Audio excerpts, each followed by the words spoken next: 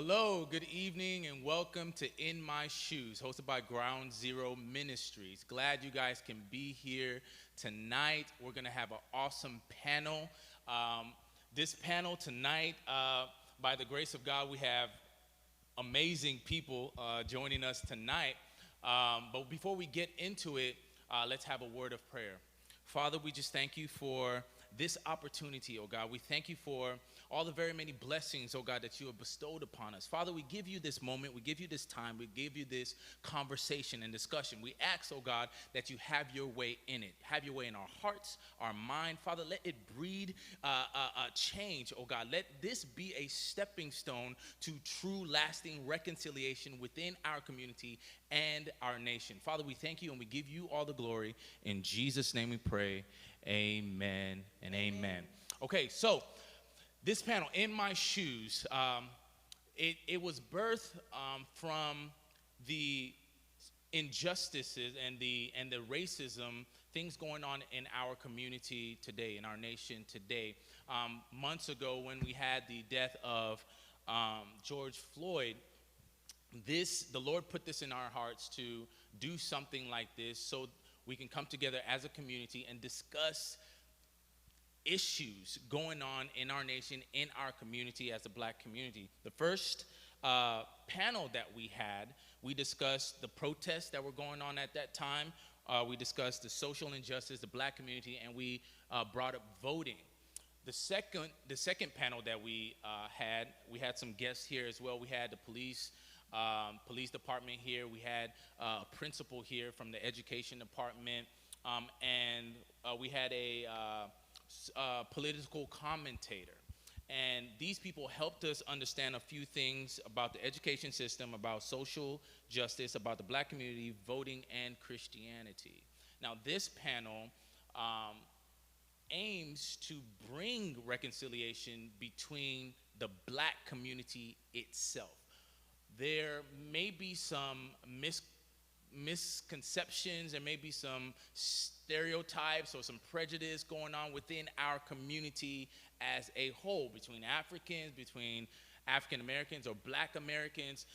So if we aim, or if the goal is to bring any type of reconciliation in our nation, then we first have to figure out some things within our community as a whole. So this panel, I believe, by the grace of God, will help us gain some insight to some of the things that the black community, the Africans, the African Americans, the black community as a whole, what we struggle with. So what we're going to do is I'm going to give the opportunity for our panelists to introduce themselves. First, they're going to tell us who they are, their name, what they do, where they're from, and why they're so passionate about this topic. So I want to start with, let's go over here, start with Peter, and go this way. I have to make sure it works. Good evening, everybody. My name is Peter. I am an educator, a principal here in Houston, born and raised in Houston by way of Imo State, Nigeria. And I am incredibly passionate about this conversation because as an educator, I've worked predominantly in low-income environments that serve black and brown kids. So I'm all about giving back to the community, uplifting the black community. That's what my profession is all about. And then secondly, considering what's been going on in the society right now with Black Lives Matter, I think one of the biggest ways that we're going to solve the issue is by uniting, by coming together as a black race, whether it be Caribbean, whether it be African, African American, wherever the blacks are, or us blacks are in the diaspora, it's important for us to unite. I think that is the way we're going to solve it. I don't think it's going to be Trump. I don't think it's going to be Biden. I don't think it's going to be the government. I think we have to solve our own issues. In order to do that, we have to unite. So I think this is the start of that process. Thank you, Peter. My name is Deborah. I work in nonprofit. I was on the first panel, so I'm really honored that y'all invited me back. I work to empower the Latinx community and immigrant communities to become politically active in their own communities. I'm interested in this conversation because it's necessary. And whether we like it or not, black people, black Americans did not fall out of the sky and land in the United States. You know, we have a story of how we got here. And I want to also give glory to God and Jesus Christ, who is my Lord and Savior. And he created us all differently on purpose and for a purpose. My name is Shamon Brooks. I'm from Houston, Texas, born and raised. My mother is Black American and my father is Nigerian. And I'm very passionate about this conversation because I feel like over the years it's been a very sensitive topic, a never-ending argument, and I feel like if we all come together on one accord, that's the only way that we can grow. So this is a very important topic for us to be discussing today. And I'm a model and I'm an actress. Dang, I'm not all that good stuff, but my name is Jamal. I'm a local artist here in Houston. I do a lot of things, DJ, podcast. Work at Apple. I'm a creative pro at Apple, so if y'all need any education on any Apple products, call Apple. Don't come to me. I'm just kidding, but you can come to me. But I'm real passionate about this conversation just because I love dialogue, period.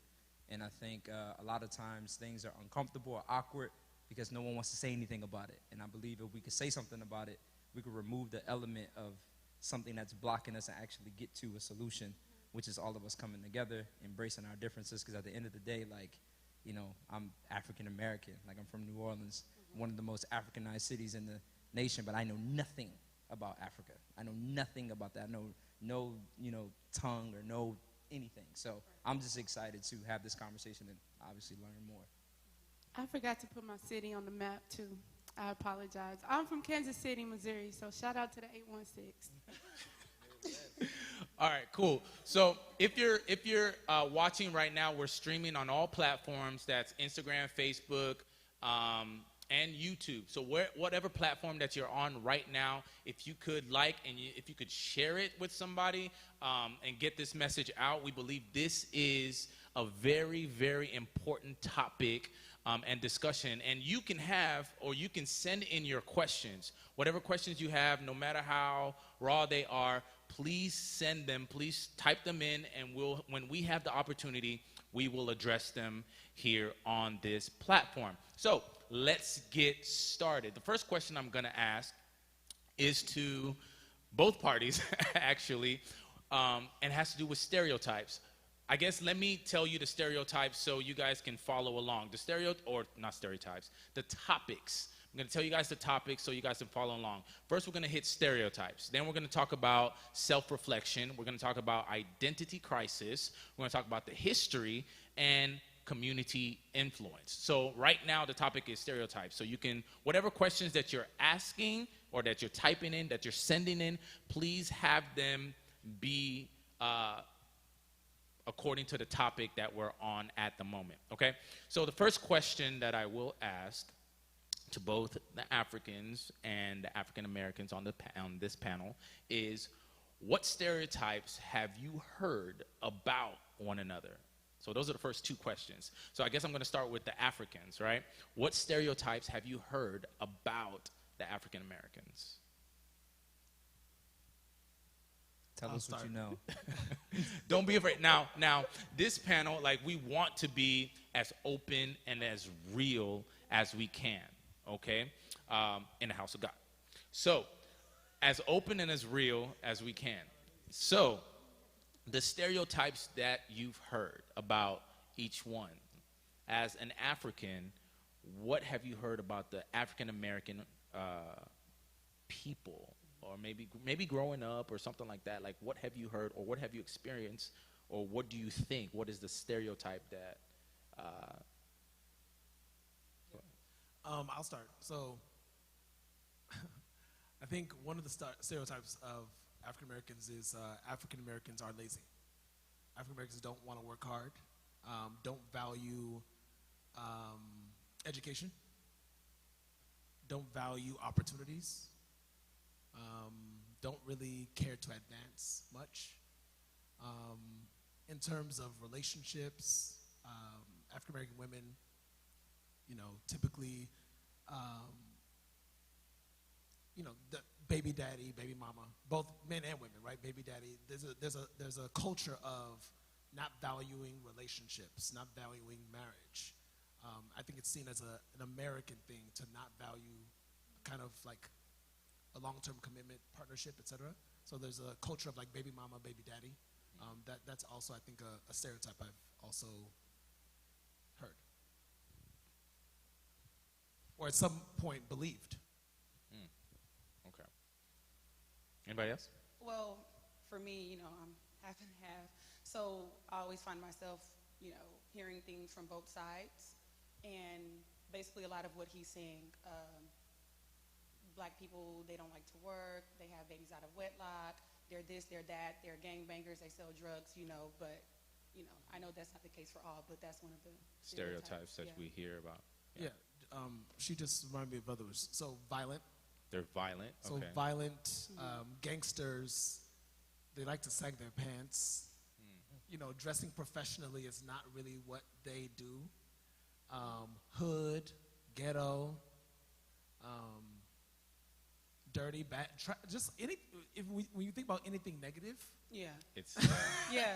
anything So nothing about the food at all? Like the food ain't popping? Fat, Nothing about maybe the music fat? or nothing? Not the food, like, it's fattening. Is that what you said? Okay. fat, like I mean, sure, food. fattening food. Oh, you mean like as a community, they're Like the food. Bigger, they're fatter. out of shape, Out of shape. We eat healthy, unhealthy. we eat rubbish food. Wow. Okay. So, All right. So okay, going to the other end. As an African American, what stereotypes have you heard about the African community? Most that I've heard have to do with African men, and it's that they are abusive to their wives. They have multiple wives. That they are dirty. They live in huts. That they are poor. They're diseased. They have flies on their foreheads all day, everywhere. And that the language, like I hear a lot of things about their names. Okay. Like how their names? Like that the names are really hard to pronounce, that they make no sense, that it's like rubbish okay. names, I guess, okay. if we're going to use that word. I don't really hear much about African women, though, to be honest. That's interesting. That's very interesting. So, with the stereotypes that you've heard, just a follow-up question for me. With the stereotypes that you heard, how many of those have actually become, or that you actually see that these are something that you experience? Like you hear them, but how many of those do you actually experience? I think my experience has been, so growing up in New Orleans, I don't think I've ever met anybody from Africa or like knew, anything. So when I got here to Houston, because of Katrina in 2005, it was my first time ever encountering somebody from Nigeria because he was in one of my classes. And so his name on the side was something totally different what he told me. But when he got in the classroom, the teacher pronounced his full name. And I'm like, that ain't, who are you talking to? And it's like, no, that's him. So, and I'm like, yo, like, where are you from? And he's like, here. And I'm like, I'm from here. But something's different. Yeah. And it's like, oh, my parents are Nigerian. I'm like, Okay. oh, snap. So that unlocked something in my head totally. I'm like, yo, like, that's my first time ever, like, realizing that just because you're black doesn't mean you're African American. Like, you could be from anywhere. And that kind of opened my mind. But stereotypes, I really didn't hear anything about it, like anything. I actually hear a lot of stereotypes with the men and the women that are African. And you hear a lot of things like they're all scammers, they're users, they'll lie, you hear a lot of horrible things. They stink, they do this, they do that. And like I said earlier, we all know that's not the case, but you hear that often. Like when you say, oh, my friend is Nigerian, or this person is Nigerian, the other person from the other party, their eyes will get big like, ooh, be careful with those Nigerians, or be careful with those Africans. You hear that so much. And it's like, who have you been around to feel that way, So. Oh, before we move on, if anybody else has anything to say, when you're talking, please project into the mic so everybody watching online can hear you clearly. So if you have to put it closer to your mouth, Gotcha. it's cool. But project when you're talking. Now, there was something that Jamal said that I identified with. I was born in Nigeria. Came here when I was young. I was 8 years old, and I've always coming here that young. I've always been like, it's not been a thought where I was separate. I don't know if you understand what I'm saying. So when I first got asked that question, you know, because I identify with the black, like I'm a black man or a black child. So when I first got asked that question in high school, I believe it was either high school or middle school, I was like, I'm from, just kind of like what he said, I'm here, and they were saying, well, your name, you know, you have a 10-letter first name, and I'm just like, well, my parents are from Nigeria. So like I disassociated myself early on as a young man, just based on who I was with, the crowd, and you know my friendships and everything like that. Is that something that happened? I don't know. Maybe I can ask Peter. Growing up here, I think you said you were born here. Is that something that you did maybe as a young boy when somebody asks you, hey, you know, where are you from, da da da? Like your automatic response is, yeah, my parents are from, but I'm not from, type thing. Do you identify with that? I completely identify with that. That was definitely my story. I didn't feel comfortable saying that I was African until maybe high school. Yeah, okay. It took me that long. And I think the reason why I didn't feel comfortable saying I was African until high school was because it wasn't cool to be African when I was little. Yeah. I was bullied for being African. In my home, my mom would cook with stockfish. So I would go to school smelling like fish. Yeah. And I didn't know I smelled like fish. Yeah. But the whole class knew. And they would make fun of me for smelling like fish. Yeah. But I went smelling, I thought I smelled fine. Yeah. And then I would overcompensate by like drowning myself in cologne. And so that didn't make it better because then I'll go to school and they're like, why you, like, I would like, what is that?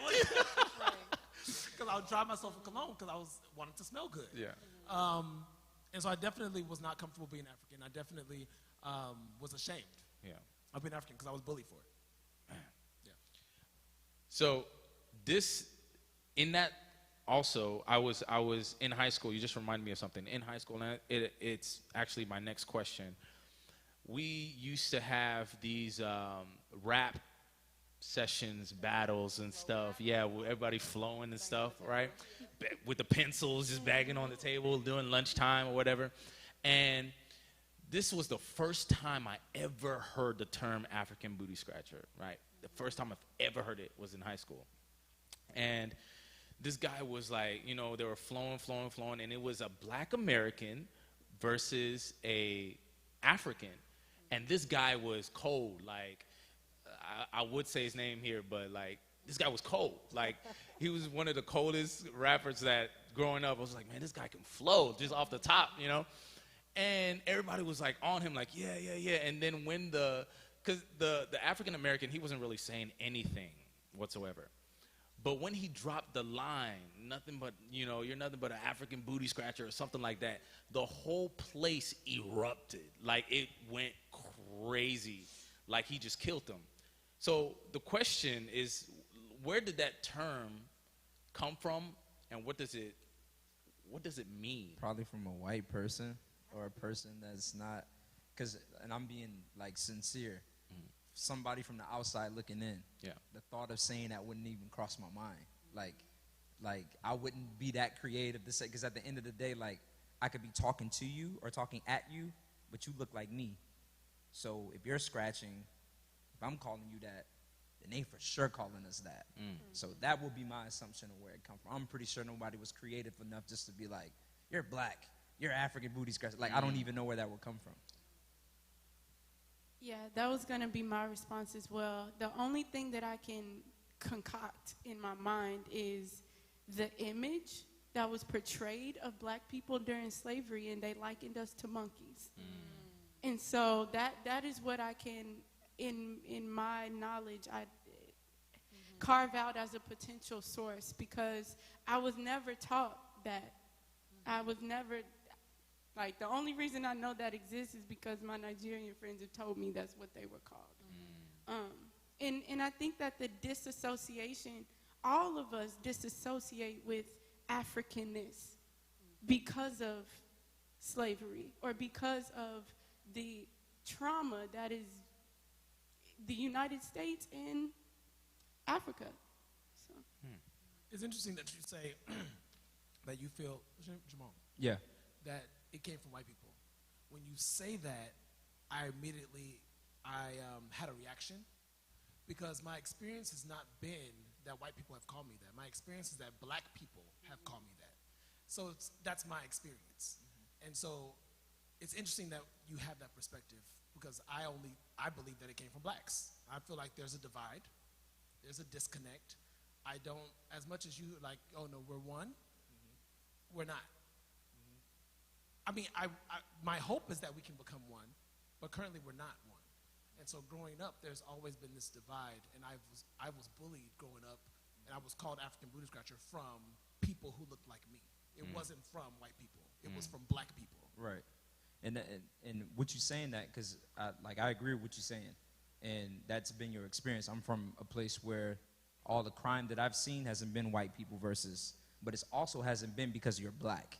Like, if I'm killing the black man or black on black crime, it's not because you're black. So the race element part is removed. And I think we're all taught these things. Like, think about it. As black people, how do we go from right after Reconstruction, being together, having communities, running businesses together, being united, so all of a sudden, in about the 70s, late 60s, 70s, 80s, African booty scratchers come to the play. Like, where did that come from? You know what I'm saying? So I'm always like, if we're being taught all these things and we're taught that Africans are bad or scammers or whatever, I'm like, who came up with that? Like, where did this come from? Like, and I always rack my brain because, like, yeah, we're all living in the same community, so like, the verbal abuse is happening amongst us. But a lot of times, like, the media could throw something up there and just sit back and watch it and let us fight over it, and then that's how it normally happens. From what I assume, I don't know for sure, but that's what I think. Yeah, so there's a term called internalized racism. And for any oppressed group, there's an internalized sexism, there's internalized all types of isms.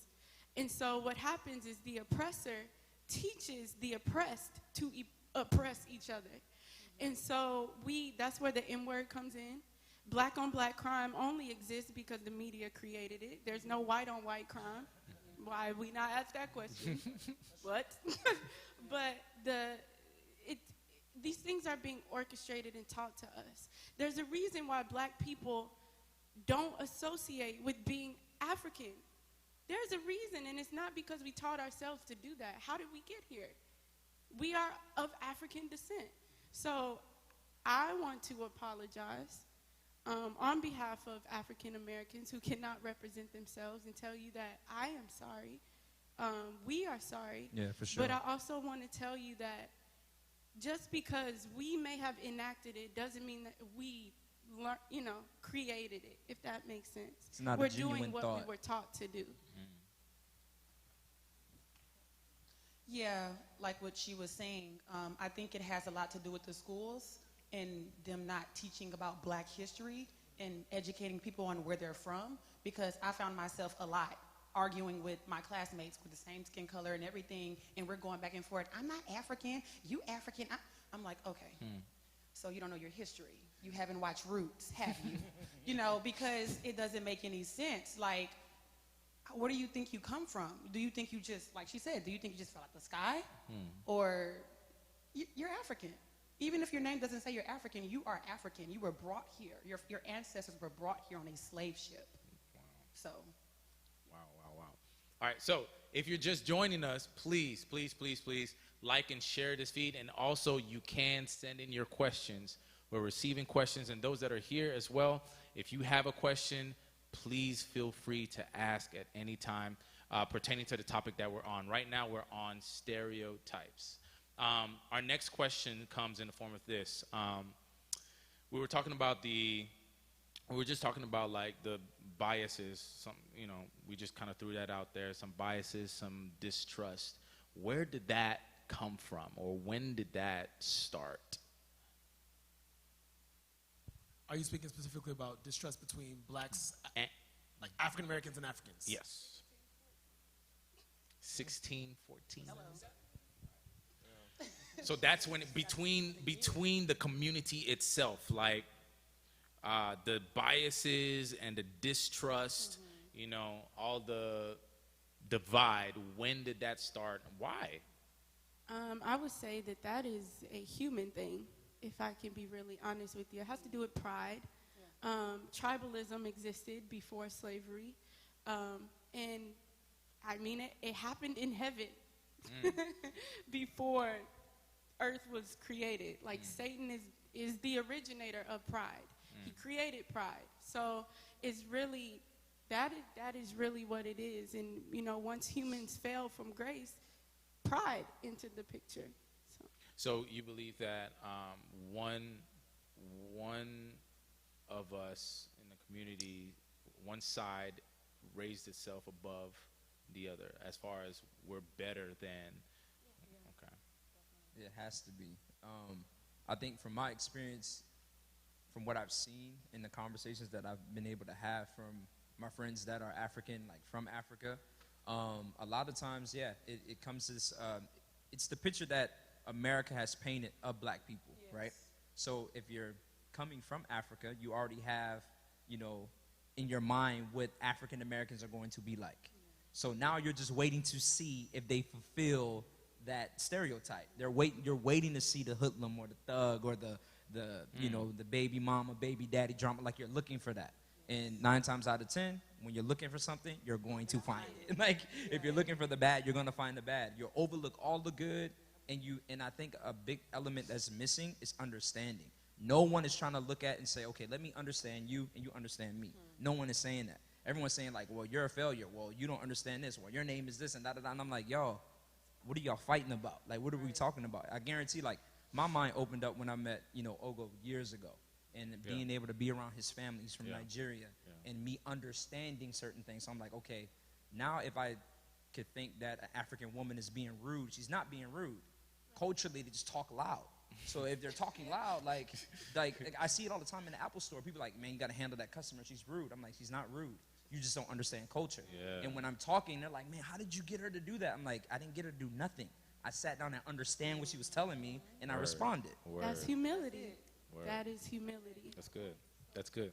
So we're going to move on to our next topic, which is reflections. Okay, we're going to go to reflections. Remember, if you have any questions, please send them in, and we'll address them as we get them.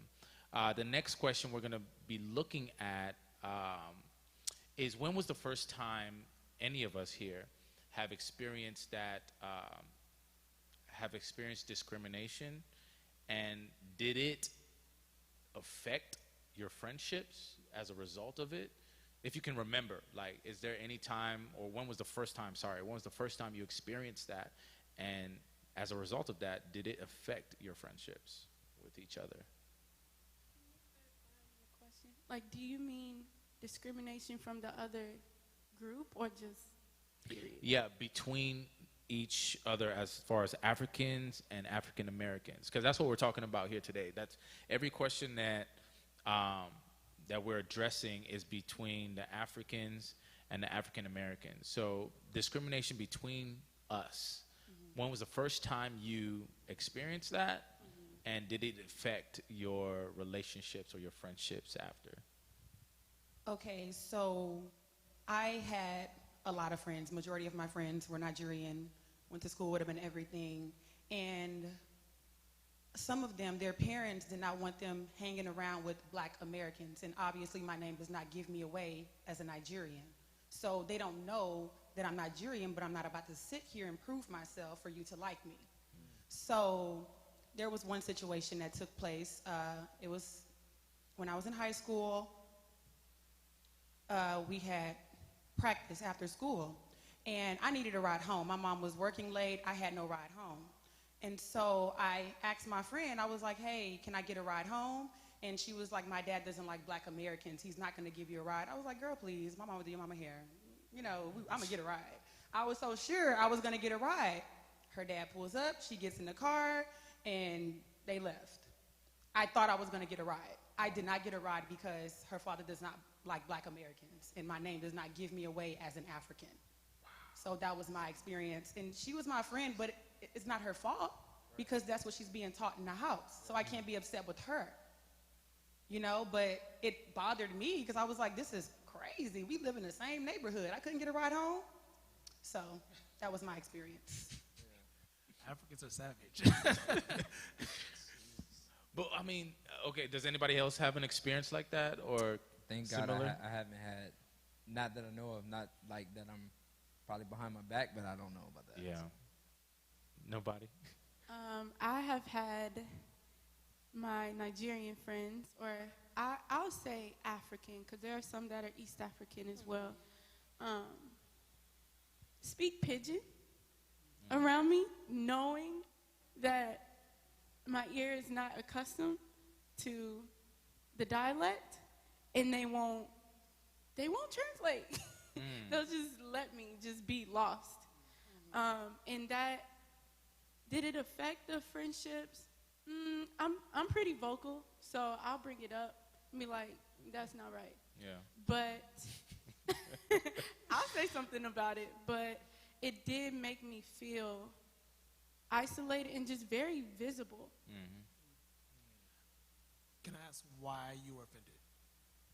Because I knew that they were doing it because I could not understand. I know that they were doing it because I could not understand. It was to highlight she does not know what we're saying. She's not really African. But if it were, because I also understand that me coming in as the minority, I don't have a problem with submitting and humbling myself. This is y'all culture. This is y'all thing. It's my job to learn, to be an observer and to figure it out. But if you're doing it with the intent that you know that I don't know what you're talking about, then it's different. Go ahead. I want to hear what you have to say. I feel like when Spanish people are in front of me, Mexicans in front of me, they speak Spanish, I'm okay with that. When Asians are in front of me, they're speaking Vietnamese, Korean, Chinese, I'm okay with that. I feel like at this point, we have been stripped of our identity, right? Like our cultures have been ripped from us, our names, our languages, and I'm empowered to speak Igbo. If there's another Igbo around that speaks it, I'm going to speak. And I don't care about how anybody else feels about that because I'm empowered to speak my language. I love my language. I'm proud of my language. So I'm not going to speak English. English is not even that's not our language. Right. So I feel like I'm not going to not speak my actual language to not offend someone else. Right. So I feel like if people are around speaking pidgin, that's a language that white people told us wasn't okay. And so we should feel empowered, right? That's why we speak English. That's why our official language is English in Nigeria, right? Because white people came to us and said, your languages are savage they're uncivilized. They're barbaric. So here's English. And we're not gonna, white people they weren't like, oh, we're gonna let's learn Pidgin, let's learn Igbo, let's learn Yoruba, let's learn Urobo. They didn't say that. They said, no, we're not gonna learn your languages. Your languages are uncivilized. We're gonna teach you English, right? So I just feel empowered to speak whatever you were born naturally speaking. That's my take on it. That's good. I mean, I've told this story so many times. Do we have a question? Okay, cool. Let's take that question and forget my story. Okay. So the question is, do you think that parents play a role in the discrimination within the community? And do parents and their opinions of the other side influence how blacks or Africans view each other? Wait, one more time? Do you think that parents play a role in the discrimination within the community? And do parents and their opinions of the other side influence how blacks or Africans view each other? Absolutely. Oh, yeah. I grew up already being indoctrinated that black people were thugs, black people were violent, don't hang around black people. Who's your friend? What is that name? Tyrone, Davant, who is Tyrone? That was, oh yeah, it was unacceptable to be friends with black people. It was unacceptable to hang around black people. The perception was that black people would make me a bad child. If I was doing something good at home, it's because, okay, I'm a Nigerian. If I do something bad, who are you learning that from? You know, who are you hanging around with, right? So the perception, again, is like, definitely black people are negative and thugs and don't hang around them. And it wasn't until I went to high school, well, and schools reinforced it, right? So in schools, I was typically in Society AP classes. reinforces it. Society does too, right? Which is, part of schools. But I think I grew up, I was in AP classes, honors classes, advanced classes. And so most of my peers would be Asian, everything but black. And then there would be another Ogechi in the class and Chimike in the class, right? But in the regular classes, the less advanced classes, the regular classes, the normal classes, that's where most of the black people would be. And so that also reinforced my mindset around like, wow, the blacks are in those classes, they are lazy. Oh yeah, they don't want to work hard. And it wasn't until I went to high school, or rather college, to where I understood institutionalized racism, systemic racism. Like, it's not their fault.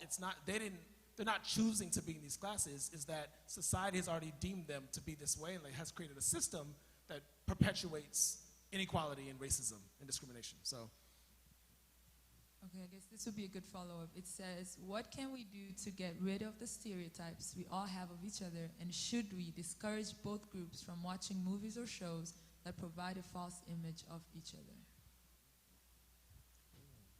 other? Well, I got a minor in Black Studies on purpose, and I will. On purpose? Yeah, I completed it, It's so a great it was on purpose. purpose. No, but I support that purpose. The institution was targeting that program, like they ended it after I left. But so it was actually hard to do that, to finish it. But I did that with the intent to gain knowledge, gain the truth, so that I can teach my kids differently. And I'm very intentional about pursuing my master's at a HBCU, because not all education is created equal. It's not. I don't care what you say. It's not. So my parents didn't have the "we are from" here. This was our original language. This is how we got here. Our people traveled through this. Institutional racism is this. They didn't have that to give to me. And now that I have the privilege of higher education, I'm going to teach my kids. We are from Africa. This is how we got here. And this is what's true and this is what's not. to answer the question about should we stop watching things that reinforce stereotypes, I feel, personally, no. For me, I think that watching things that perpetuate stereotypes allows me to think critically about what's true and what's not true. So I naturally question things anyway. So I take things from face value. So I can watch things that reinforce stereotypes. I can watch things that perpetuate inequality and ask questions about it and think critically about it as opposed to just believing what I see. And I think that's what we need to teach. Yeah. We need to teach our kids and our people to think critically about what we see, the messages, the images that are given to us. Yeah. Like, we need to question them, combat them, fight them, as opposed to just getting rid of them. Because I don't think they're ever going to go away. I agree with that, because my follow-up question was that, because yes, for you do critically think, but a lot of us probably don't process or know how to do it at all. Right. So we see it, we consume it, and we act on it, right? So that's a good word. Like, if you do see something, because I don't know if you can encourage people to stop watching these things, but at the same time, I don't know how effective that would be, because a lot of the things we watch and consume and see on a daily have, those things in it. So it's better for us to be able to think critically when we see all kinds of things. Did you have something? Yeah. Okay, go ahead. I was going to say that we shouldn't act based off what someone else told us. We should get to know people for who they are, because like he was saying, a lot of people don't really think. They're being told what to think. You're not given a chance to think for yourself. So how do you know who you like and who you don't like and who you want to be around or whatnot? You get what I'm saying? So if you get to know people for who they are, what they are, understand their cultural background or whatever the case is, I think it'll help the situation. It'll make a better tomorrow, because just assuming that this person is bad and this person is like this person is like that because of what your mom or your dad told you, how is that helping anything? So even as a African man or woman, when you were growing up, were you ever raised to think that, or were you ever raised, I think you kind of answered this question a little bit, were you ever raised to believe that you were better than the black Americans? That you were better than them, like you were groomed to believe that you were better than them? Yeah, I think it sounds horrible to say, but I think that if the perception was that black Americans are lazy and they're thugs and they're violent and they don't want to do anything with their lives, I think the perception about me is that I'm going to do something. So I knew growing up, like the expectation was that I'm going to be somebody. And I think that I did grow up believing that we're raised to believe that we are different. Different, yeah.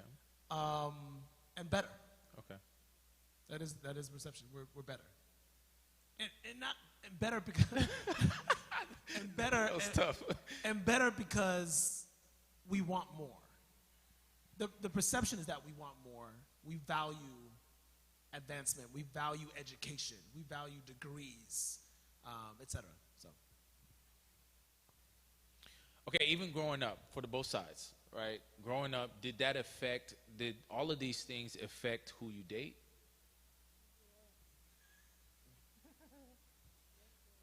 I feel like if you don't like somebody, just don't date them. Like if you got something against, the race or whatever, just, no, it's anybody false. Like you don't have to date that person if you feel a certain type of way about them. Okay, so when you, how do I really ask this But do question? you feel like down. you are more prone to date Africans or more prone to date Black Americans or just anybody who come like? Based on the stereotype, right? Based on the stereotype. Okay, so would you prefer like an African versus an African American because of the stereotype? Is that what you're asking? Yes. For me, dating. Oh yes. Okay. For Gotcha. me, dating is more around value alignment as opposed to who you are. So I think, which is value alignment. So I think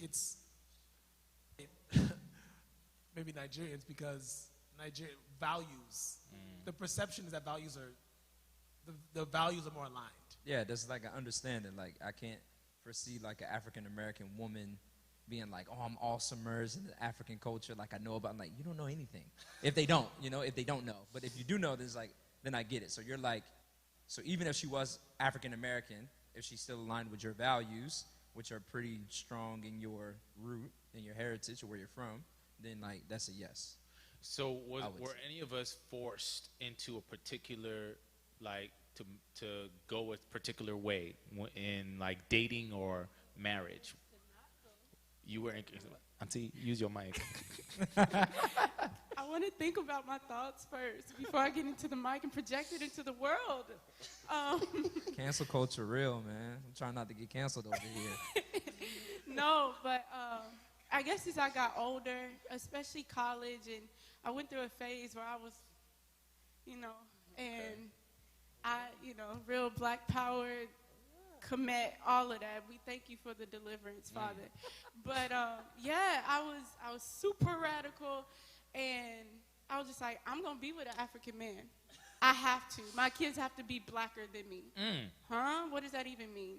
That's a real thing. That's a possibility. Yeah. Like for us, for us African Americans, like erasing or bringing your bloodline back to Africa is a real thing because it's a possibility. Yes, it is a real spiritual warfare as well, but that's another conversation. But my parents, as I came home and I was just being radicalized and just Africaned up as they thought, my mother was like, hey, bro, you got to chill. Like, you cannot, he gonna beat you. He's gonna have all the wives, bro. Like, you cannot be with an African man. So I was explicitly encouraged not to be with African men because of the stereotypes. I am currently not with an African man. He's African American, but I love him. so much. Hey, boo. So anybody else? What about you?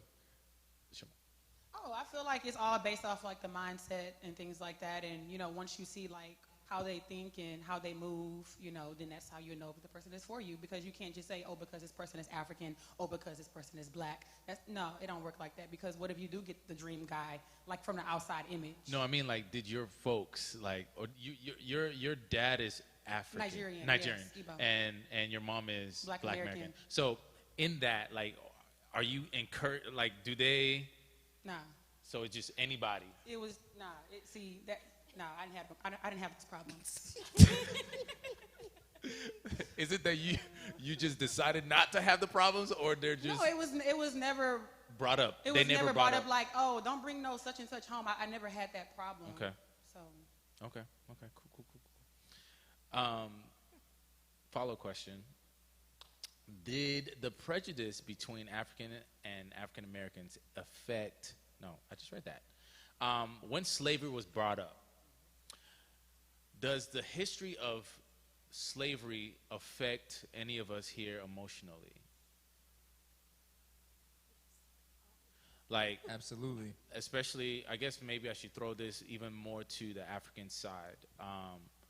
Does the issue of slavery, every time slavery is brought up, every time racism is brought up, things like that, like, does that affect you emotionally at all?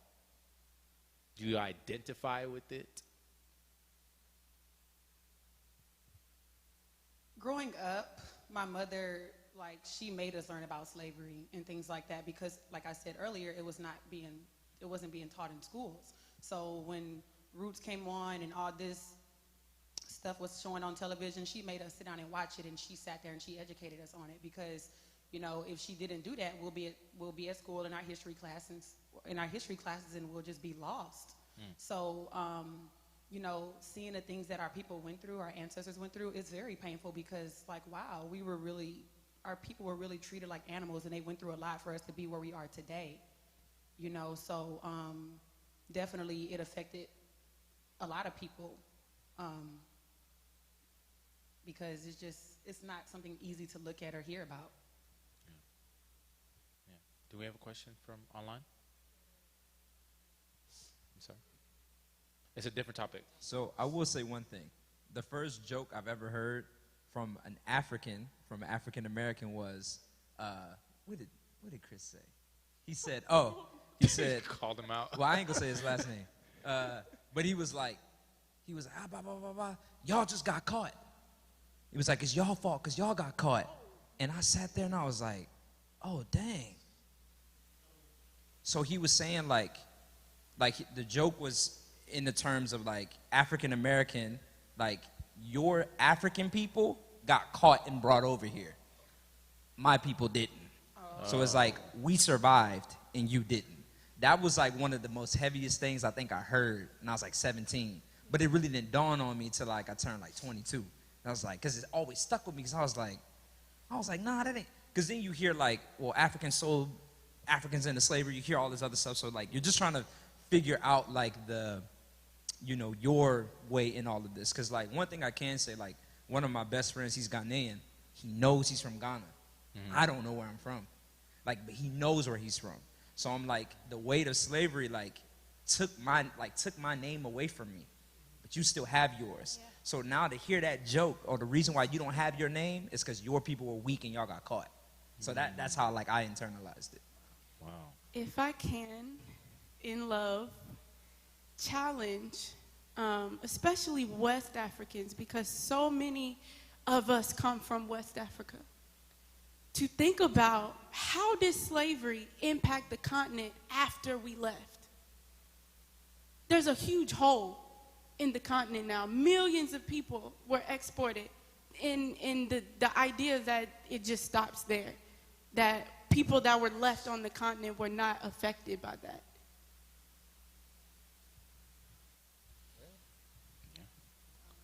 I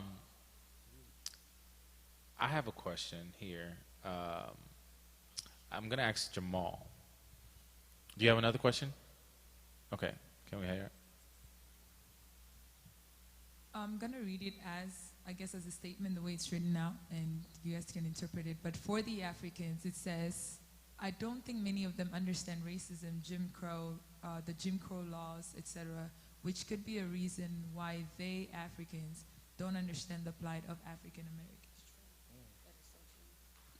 Is that a statement? It's a statement question. Can So you? could it be that because Africans don't really understand racism, the Jim Crow laws, and all that, could that be the reason why they don't understand the plight of African Americans? You got some black people that don't even understand that. Like, and I'm being honest, like, a lot of people, like my mom, growing up, I wasn't taught our history. I wasn't taught like, I don't even think to this day, like, I'm on the phone with my mom the other day, and I'm talking about Reconstruction. She was like, son, what is that? What are you saying? And I was like, well, there's a period and an era of time, and I'm breaking that down. And then now it's like I opened up a whole new world for her. And I didn't grow up having that. And I'm like, I'm about to be 30, and it's like, I'm just now, like, understanding, like, the effects of all of this on us as a people. So, like, I totally understand that statement. Like, because I can only imagine, like, if you're coming over here for opportunity, what are you worrying about, like, what happened back then? That's not your present. So I don't care about mass incarceration and all this other crap, because I'm coming over here because where I'm from, it's terrible. And here, I could be anybody and I could do anything, you know? Do you believe that, or have you ever believed that Africans do not like you or the African American community?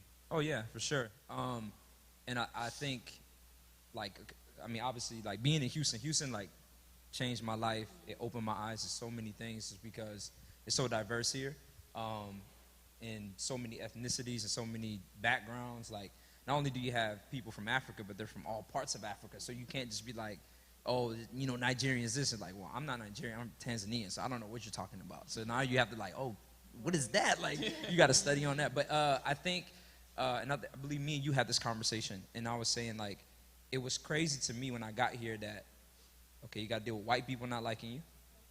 Asians don't mess with you either. The Indian community, they for sure don't mess with you. Then you got your own community. We're fighting each other.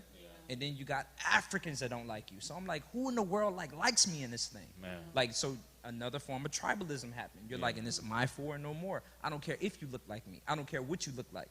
Because from what I see, you're making fun of me for some odd reason, like, I don't understand. So, like, and I can understand that on both sides. But as an African American, you kind of feel, like, cautious around all other races, including Africans. Including Africans. Wow. I think we have another question. Are we still in this topic? Yeah, that's fine. Why do Ethiopian women get praised for their looks by African Americans, but the same people look down on West African women? I would like to endeavor to answer that because I get likened to Ethiopian a lot. I'm not. I just did my ancestry, so there's a little Kenyan in there. But it has to do with, one, exoticization. You look different, first of all, and then you also look more European because of your features, because of your skin tone, because of your hair type. So anything that is closer to white on the spectrum we've learned to beautify and value more. So I really think that could be what it is. Go ahead. Go for it. 100%. Ethiopians and Eritreans typically don't look like the stereotypical African. The stereotypical African is dark skin, black, kinkier hair, etc. So the Eritrean, the European, the Ethiopian typically looks, like she said, more Eurocentric, which it can be seen as more beautiful. Is there a colorism within the African community? Like, if you're darker or lighter, lighter's better, darker's whatever? Yeah, there's there's actually a new documentary on Netflix called Skin that came out. Yeah, I saw that. But there's a huge culture of bleaching in Africa, Nigeria, and I think in the black community in general. Maybe not in America as much, but for sure in the Caribbean. Yeah, for sure in the Caribbean and in various parts of Africa. So yeah, for sure. There is, again, I think it's racism, colonization. White people came, Europeans came to Africa, and we have this perception that whiter is better. So there is this culture of bleaching your skin and wanting to be lighter skinned. Yeah. We're going to go to the next topic. The next topic is identity crisis. If you're watching, if you're watching online, please remember you can send in your questions and we will address them. Right now, we're going into identity crisis. So every question that you send in, please have them address this specific topic. So this question comes in. It goes like this. For those who are African or first generation, do you feel that you have a greater sense of identity since you can trace your lineage back to the specific nation or continent?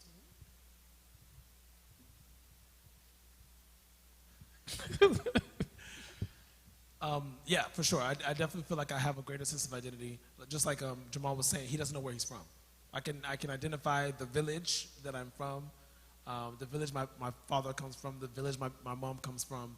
I have an Igbo middle name, an Igbo last name. I can speak Igbo as well, so I know exactly where I'm from, and I think that impacts my value set, the way I approach life, the way I show up in spaces. I know that, I'm an Igbo man, right? And that comes with values. That comes with, a perception, a strong perception, a positive perception of who I am. And so that allows me to show up in spaces that I think that those who don't know where they're from, there's an impact there. There's a void. And I feel like when I see, for example, a video this video comes to mind of two young black men fighting. And there are black male and female adults egging on the fight, but between two young kings. And I feel like if you know who you are, if you know who we are, there's no way that you would think that this is okay. There's no way that you would think that it's okay and cool and dope to see two young kings fighting each other, and adults are like egging on the fight between two young boys, right? And so I think because I know who I am and because we know who we are, I think we just we show up in the world different. The way we treat each other is just different. Like we're family, we're brothers. If I meet an Igbo man, we're brothers, like immediately, as opposed to wanting to, fight each other, I think. So what would you like the other group to know about you as an African man with the stereotypes that are out there right now? What would you like the other group or the African American community to know about you or the African man or male? Me personally? Well, I mean, right now you're speaking on behalf of. I'm a king. I'm royalty. My name is Wabweze, which means child is king. So I'm a king. I show up as a king. I'm ambitious. I'm a hard worker. I love. I'm a giver. I'm a protector. I'm a fighter. I'm strong. I think those are the things I would want them to know.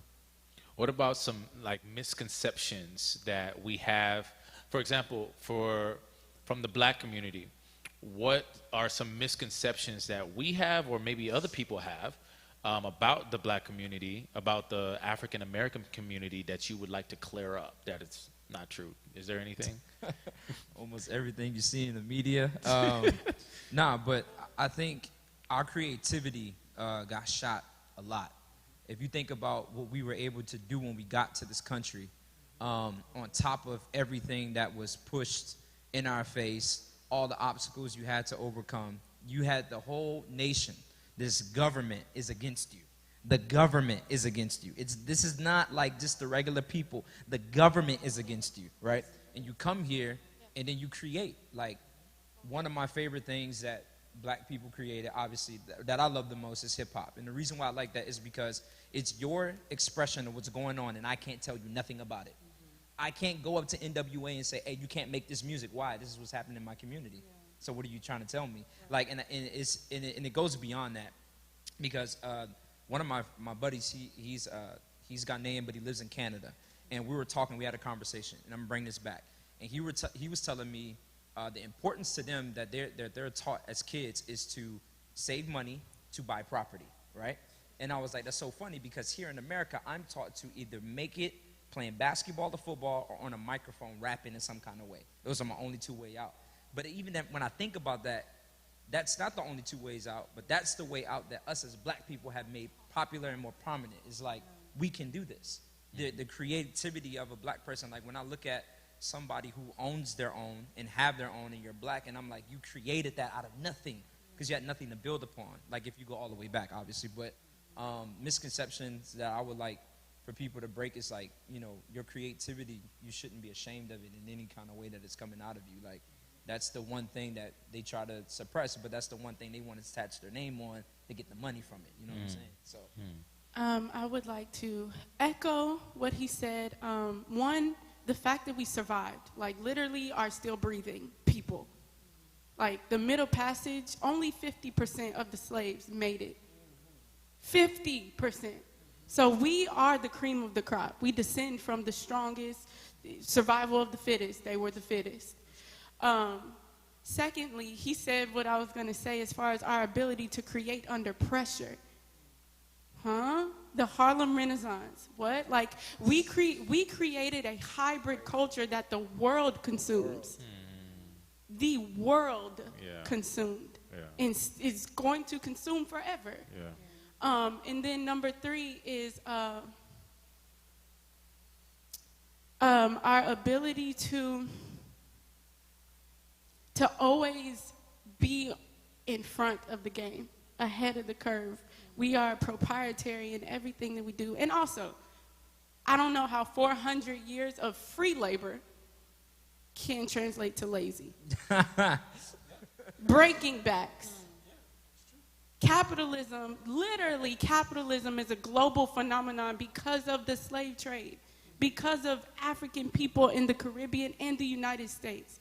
The cotton gin came from our country. Yeah. Wow. So I don't know where this idea of lazy, well, I know where it comes from, but yeah, it's impossible for that idea to stand when you compare it with how long we've been working for free. Wow. Yeah. Wow. I say black people aren't lazy, they're traumatized. And they're tired. Tired and traumatized. I talked to my uncle who's 72. I said, how do you feel with everything going on right now? He said, it's crazy that when I was 16, the same things I saw when I was 16, I see when I'm 72. Wow. And he's sick and elderly and has, you know, issues or whatever. And I'm thinking in my mind, like, this is just reality. Like, if he goes today or tomorrow, the last thing he remembers the news talking about is black man killed by the... I mean, he was 16, he heard the same thing. So I'm like, we're not lazy, traumatized, tired. Yeah. So. We have another question. Oh, I'm sorry. Did you have something, Jamal? Yeah, I was going to say also with that, if you notice, every time, like with African Americans, you know, black people, it's like every time they were climbing the ladder, they were always kicked back down. They invented so many things that the white people took credit for. And with that happening, it's like, how could you rise when you know that everything that you create is being ripped away from you? Wow. I encourage everybody to just Google. There's a BuzzFeed video of a white lady. She tried to go 7 days without using an invention that was created by white people. Oh, yeah. I mean, black people. Ooh, she could not. She at couldn't the end go of the a day. week She could not. without. So go Google Killer it. Mike tried to go, I think, 24 hours only using black-owned stuff. Only thing he was able to do was sleep on the bench, and it still wasn't black-owned. I saw that. Was that on Netflix? Yeah. Do we have a question? Okay. Why do Africans get upset or offended when African Americans embrace their culture as if it was theirs? One more time. Why do Africans get upset or offended when African Americans embrace their culture as if it was theirs? As if it was theirs. As if. Like if we're wearing like African attire or like Yeah. like the whole like Black Panther type thing, like There was a huge thing when I don't know who did it, the Republicans, somebody, like they put on kente cloths and stuff like that. There was a whole Nancy Pelosi, right? It was a whole thing. Like it was. I don't know if you guys saw that. So they kind of took offense to that. But that's a real question. What do you guys think? I mean, I'm laughing because I've been there.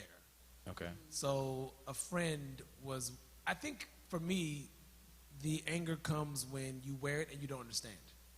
So you're wearing it because it's popular. You're wearing it because Or it's cool, fashionable. or it's fashionable. Right. Okay. Boom. Yeah. And it's what's fashion. It's appropriation. In my mind, it's appropriation, right? You're like, you're using it for your benefit.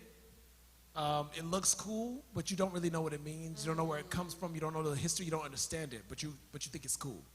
So you think it's cool, but this is my culture. I live this. I breathe this. I was born this, like with this, and you think it's cool. Like that's where but then again, an African friend of mine pushed me in my thinking and was like, is it appropriation when it's theirs too? So if you're black and you're African, is it really stealing? Is it really appropriation if it's ours? And so I was like, oh, that's good. That's so it pushed my thinking on that. I mean, the question could be flipped. Like, are African Americans mad if Africans appropriate American culture, Black American culture? Like, if you're sagging your pants or whatever is deemed as black, like if girls are like wearing a hairstyle of the 90s or something like that, you see what I'm saying? It's like, and I would be like, no, like, because you're one of us. Like, I don't, like, at that point, I wouldn't care. I'm like, yeah, you're one of us. Yeah, wear your Jordans. Like, I don't care. What's beautiful about the diaspora, though, is even though we have variations, of course, they are all derivatives of each other. Yeah. That's what makes it different from someone of Euro descent appropriating, is that you can track, whether distantly or closely, the relationship between the things in our cultures. So Well, just to follow up with that, there's this thing where African Americans, they don't like to be called, I don't know if anybody has heard this, but they don't like to be called African Americans. They would rather be just called Americans or blacks, right? Why? Never made sense. But why do you think that is? Why do you feel like some people in the community choose to separate themselves or to distance themselves from this African heritage? Because they don't connect. There's a lack of connection or a lack of understanding. But where does that come from? Sorry, go ahead. I would like to say a lot of that started with like Discovery Channel. When they show Africa, they always show the uncivilized parts of Africa.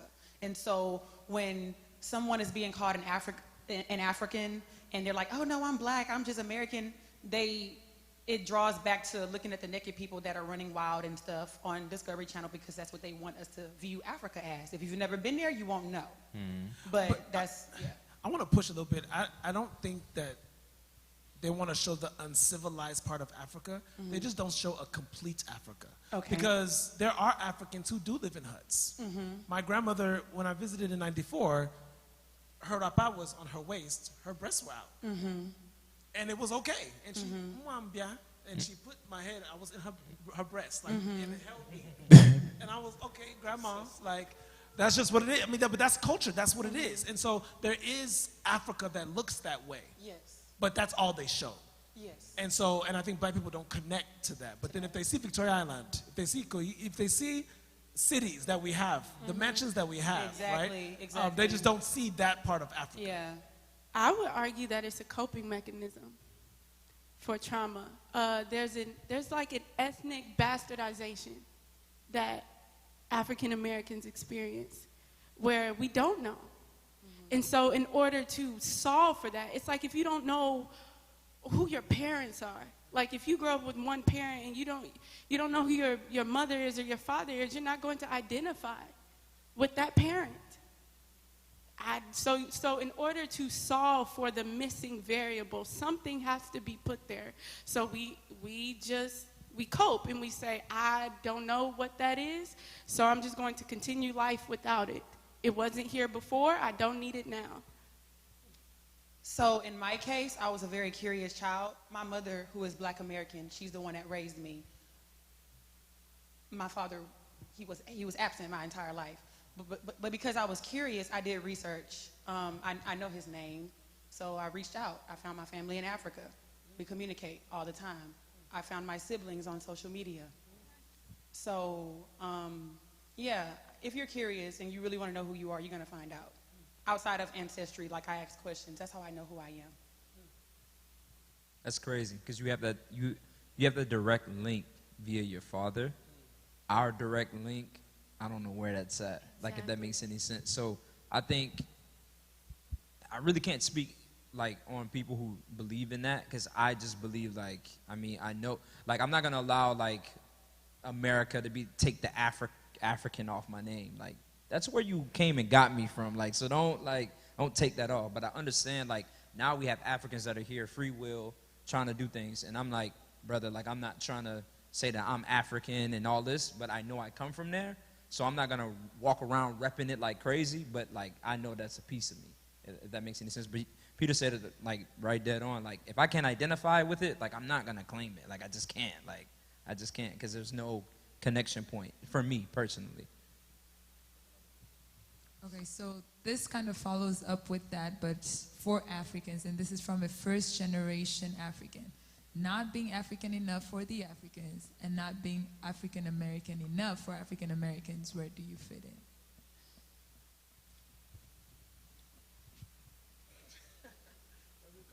Choose I don't have anything to say.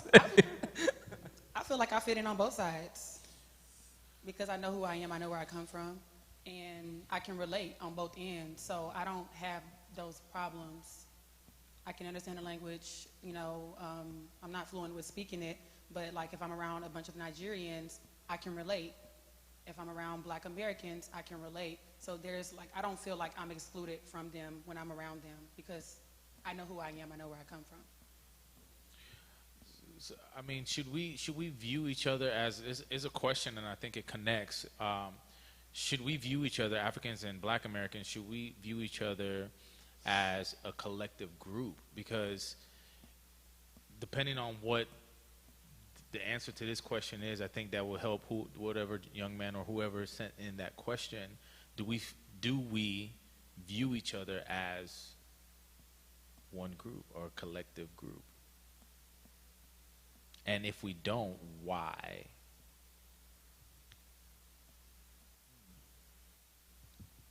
Go for it.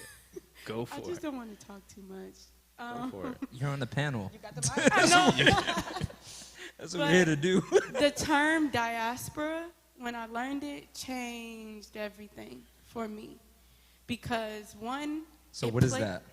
Yeah, break that Diaspora, down. it just means a people group that has been displaced around the globe. So what that did for me was give me a context on the planet. I obviously know I'm from America, but what else? What else? After we get to the border of this country, I have black skin, I have curly hair, that is not the end of the story. And so when I learned the term diaspora, it helped me to understand that I'm a part of a global community of black people. And so I think that more people perhaps should, one, hear the word, learn the word, and then learn what it means. It's good. I think we have a question coming from online. Kind of along the same lines. It asks, why do parents discourage their first generation children from speaking or understanding their language? Discourage? Discourage. Read it one more time. Why do parents discourage their first generation children from speaking or understanding their language?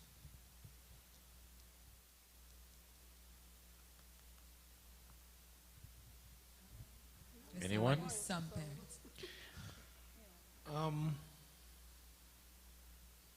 So the first question was around where do I fit in, right? Like, so You're not as an African African, enough. I was born in Houston, Texas, but I'm Nigerian, so the Africans don't accept me, Americans don't accept me. Where do I fit in?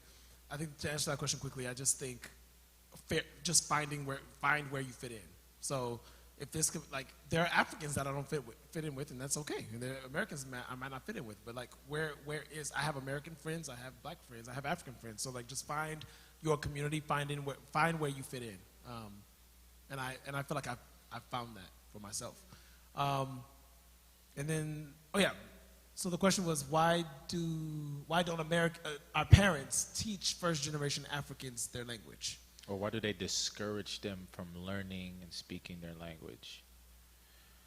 I don't think that it was an active. So in my household, I can speak for my household. Yeah. There was not an active like discouragement. I think it's just really hard because you're in America and you're working all day, and they come home. It's just easy just to speak in English. And we go to daycare, we go to school in English all day, and so it just takes effort to speak Igbo at home to kids who are going to daycare and going to school. You know, and come home and they're speaking English. So it just takes effort, like, to actually teach the language at home. So I learned it because I was interested on my own, and I went out to learn it on my own, but not because my parents explicitly taught it to me. But I do also think that there is a self-hate, like a Eurocentric Western mindset that English is better.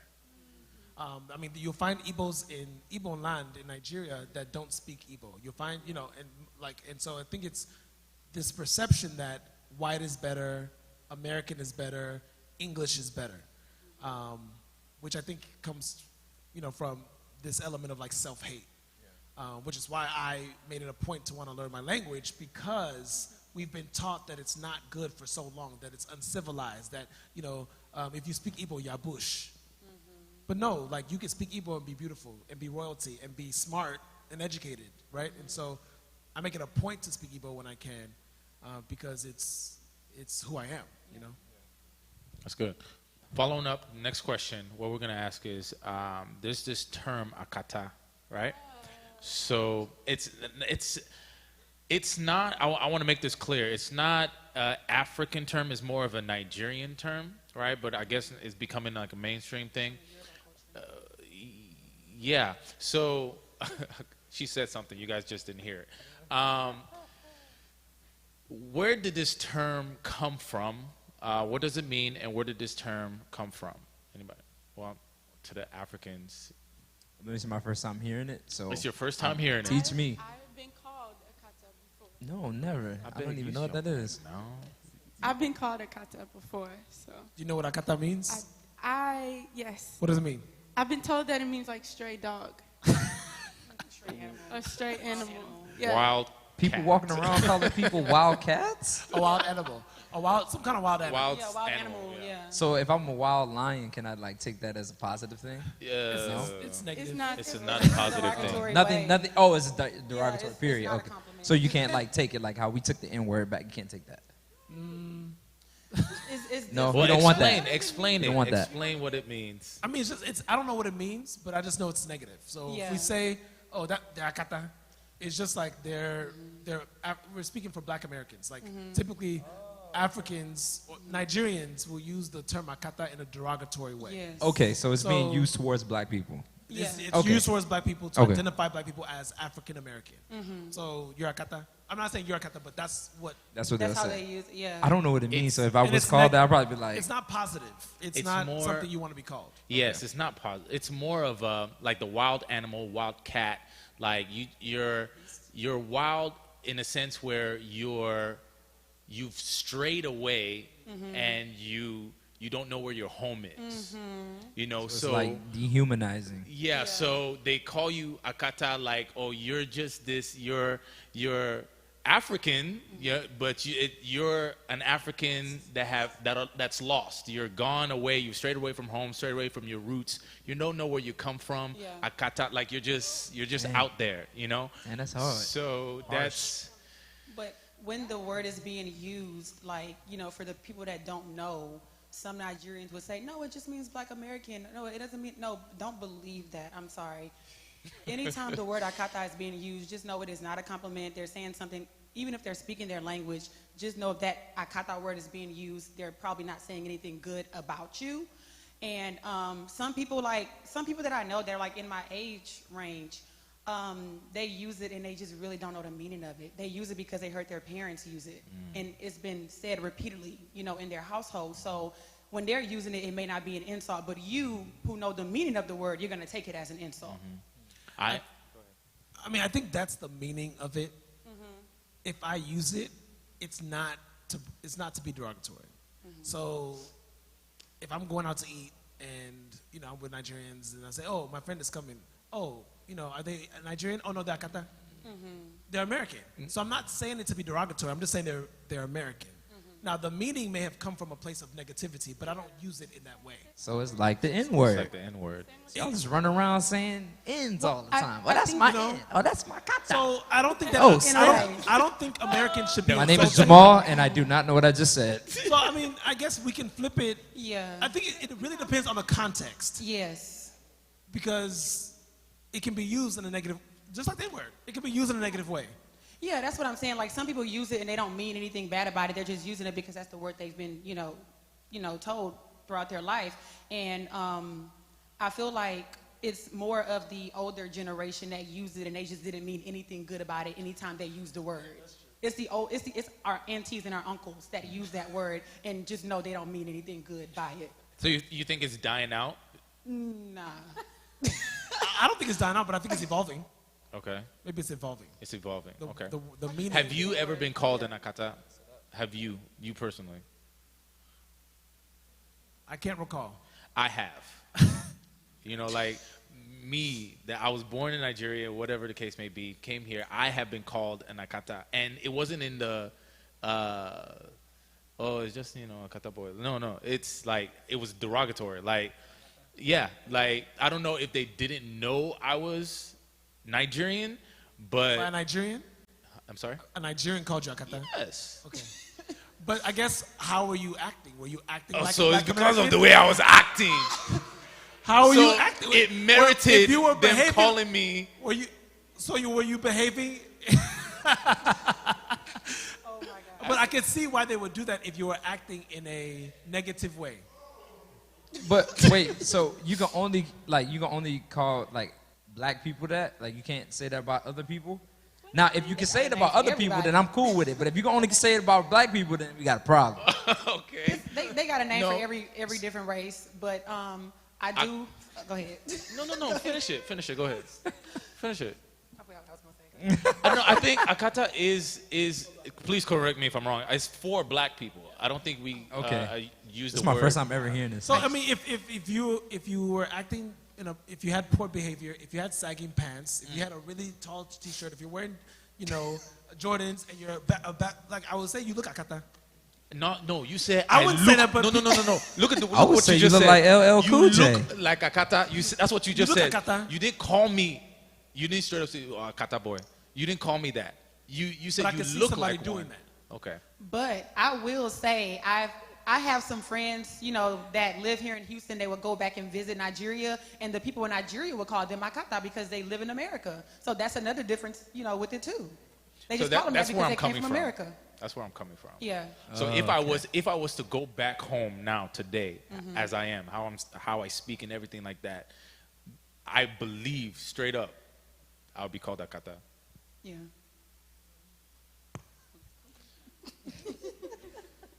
No, why do you think not? When I go home, they don't call me Akata because I think it's derogatory. You know your They language. call and me Yankee. Yeah, that's another word. That's Okay. more of a positive. That's You're another a word. Yankee boy. Okay. American boy. Okay. American boy. Okay. Oyibo something, Yeah. right? They wouldn't Oyibo. say, Okay. Ajebo. Okay. But No. do we- Oyibo is a name. Oyibo. Okay. Oyibo. It's more empowering words as opposed to derogatory. But I've never been called Akata by my people. A It's more Yankee, though, I would like to give just a little historical context to that term. Come on, sis. The Union soldiers in the Civil War were I called love Yankees. this. So it's likening you to a white man. No, but that is what it is. Okay. Yeah, it is what it is, right? Like if you're from America, you're considered like white. Yeah. Yeah, I have been called Oyibo too, so You hear it Oyibo makes more than sense. anything, I though. think I would hear Oyibo more than Akata. Yeah, I would hear Oyibo more. Okay.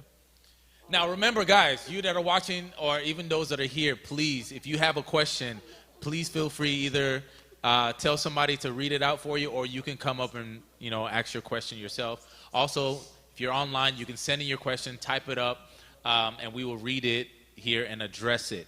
Also, please try and share this stream. Another question, follow-up question. So, in Christianity, all right, bringing up Christianity, she's like, oh, yes, I love Jesus. So, in Christianity, Christianity is supposed to bind us together. It's supposed to bring us together, right? But this has only, I'm trying to word it well so it doesn't come off as, wrong. This is only served to, or Christianity has somehow served to separate us in a way, right? Why is that? Within the culture, why is that happening? Why has Christianity, instead of bringing us together, why has it separated us? I think off the top of my head, just to like give you like a little background into my world. I was a youth pastor for like 10 years or something like that.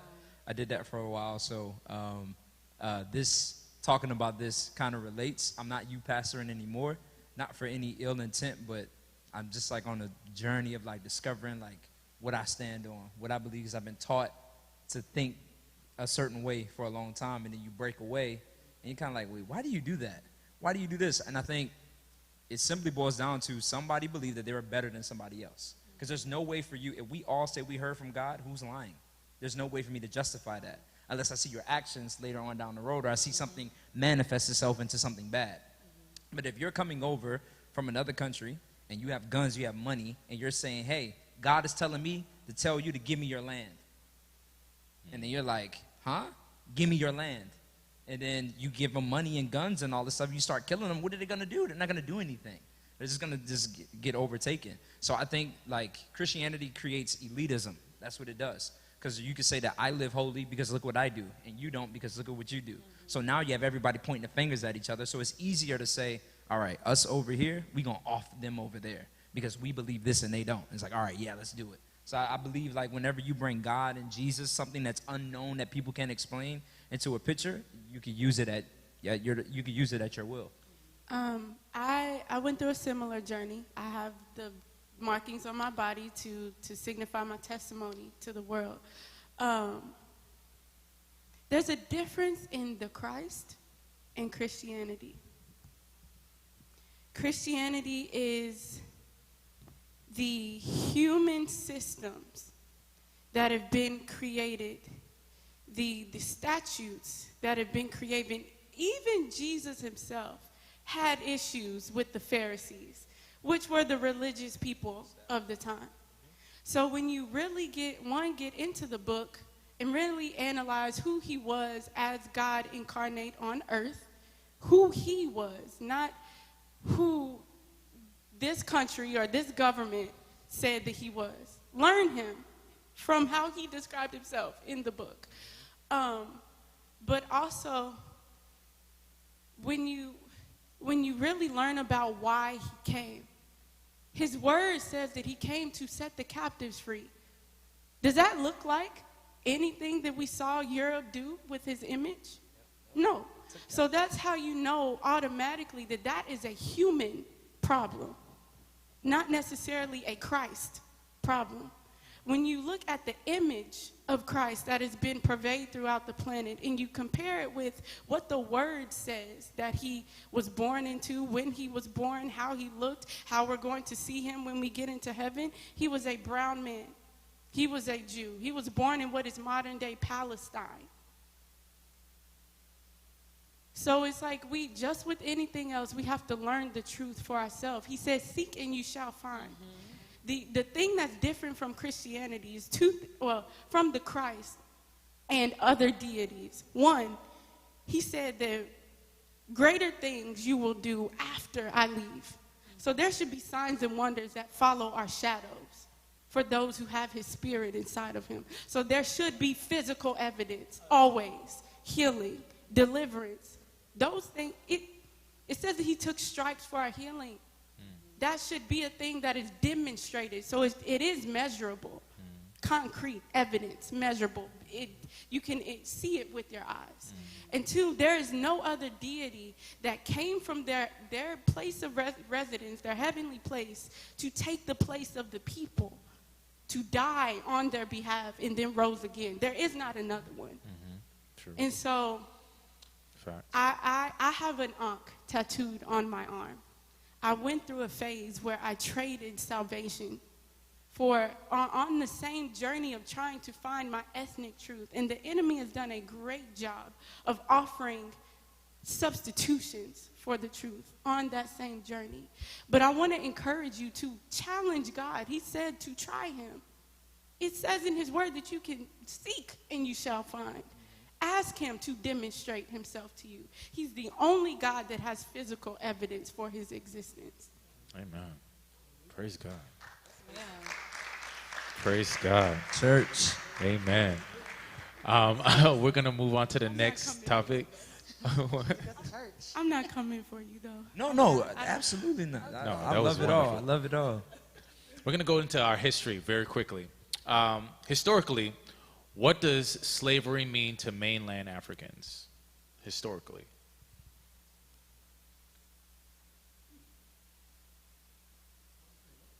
You don't think they know it? Is that what you said? I don't think mainland Africans learn about African American history. I don't think they're informed about it, which is why I think they have what they do know about African Americans is what they see in the media. That's their perception of African Americans as opposed to the history.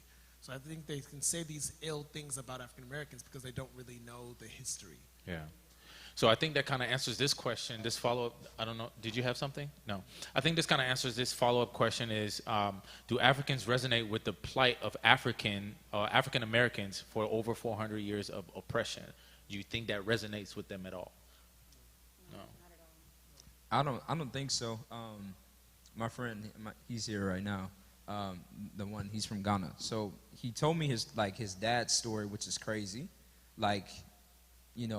losing parents and other stuff, which is just crazy.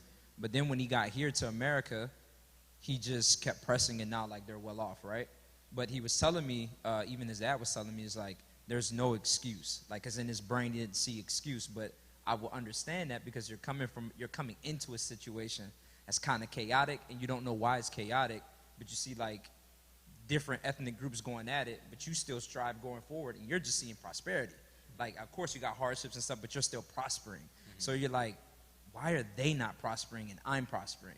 And to me, that's when elitism kind of slides in, because you're like, I'm doing it and then you're not. Whenever you get the pointing that finger, that's when that's when it divides. So I think you probably don't, from what I've been told and from what I understand, which is very limited, is I'm stepping into this and it has nothing to do with me. Y'all, that's y'all problem. I don't know why, but then in my head I'm like, well, if they pull you over, they're not gonna ask if you're African. Yeah. They don't care about that. Right. You know what I mean? So right. But I guess that's probably what, if I went back to Africa, or if I went to Africa and I saw hardships and stuff and I wouldn't relate as much, I'm like, I'm not from here. So I don't even, some of the things would just go over my head. So, but should we? Is that something that we should? What is it? Is it of course, I think it's an education thing, but what's the step to bringing that together? I would propose two things. One, learning about Pan-Africanism, which is a political ideology that Africa belongs to Africans, and that includes African descendants. And that political ideology is what gave birth to Nigerian independence. It was actually Black Americans that inspired organizing for freedom in Nigeria. So one, learning how we are connected. And then two, what happened after all those people left the continent? What happened? There had to be some sort of depravity. You have millions of people that are just gone from the continent and you don't feel the effects of that. I feel like that side of the story, I don't even know that side of the story, but it has to be there. Yeah.